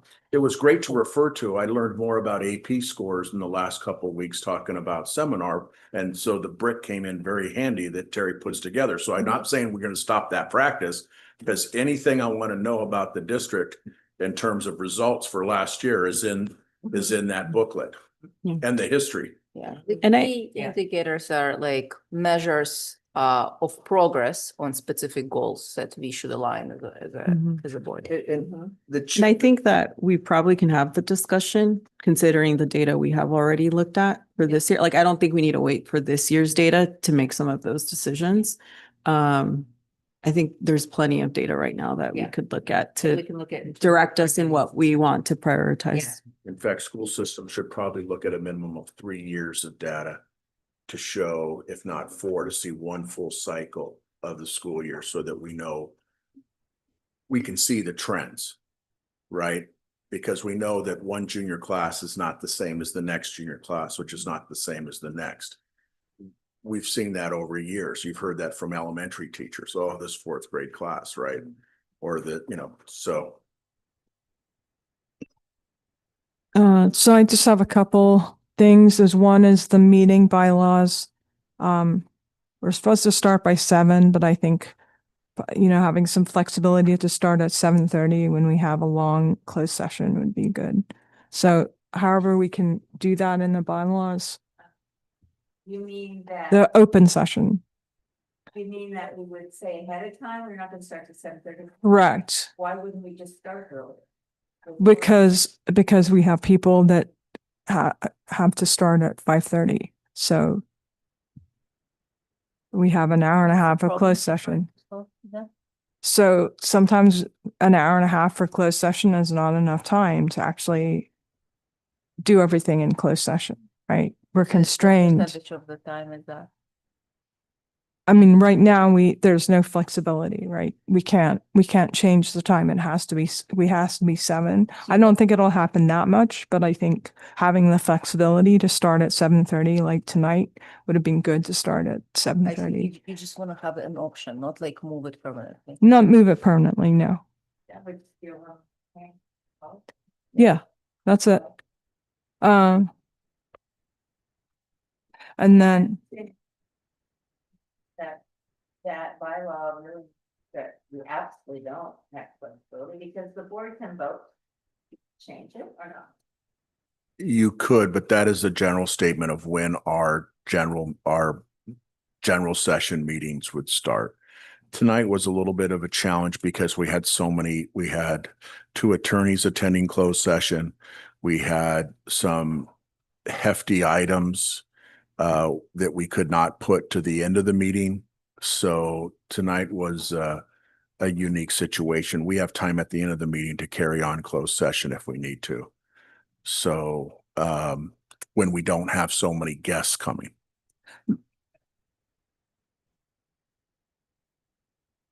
Yeah. well, there've been other occasions, but if you guys don't want to change it, that's fine. And just kind of and seeing what other districts have done, a lot of districts used to start at 7:30. They moved it up because of students coming to be recognized, right? So if we started at 7:30, those students would not have been recognized until Yeah, that's closer to 8 o'clock. So that's a challenge too when you do move it back. Yeah. Okay. All right. And then I think the other thing was the trees thing that you sent.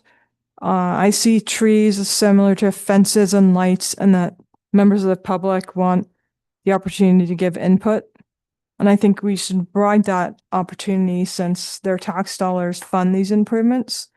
So I would like staff to come back, assuming you guys agree, with a process that gives the public more transparency about when changes to our trees will be made.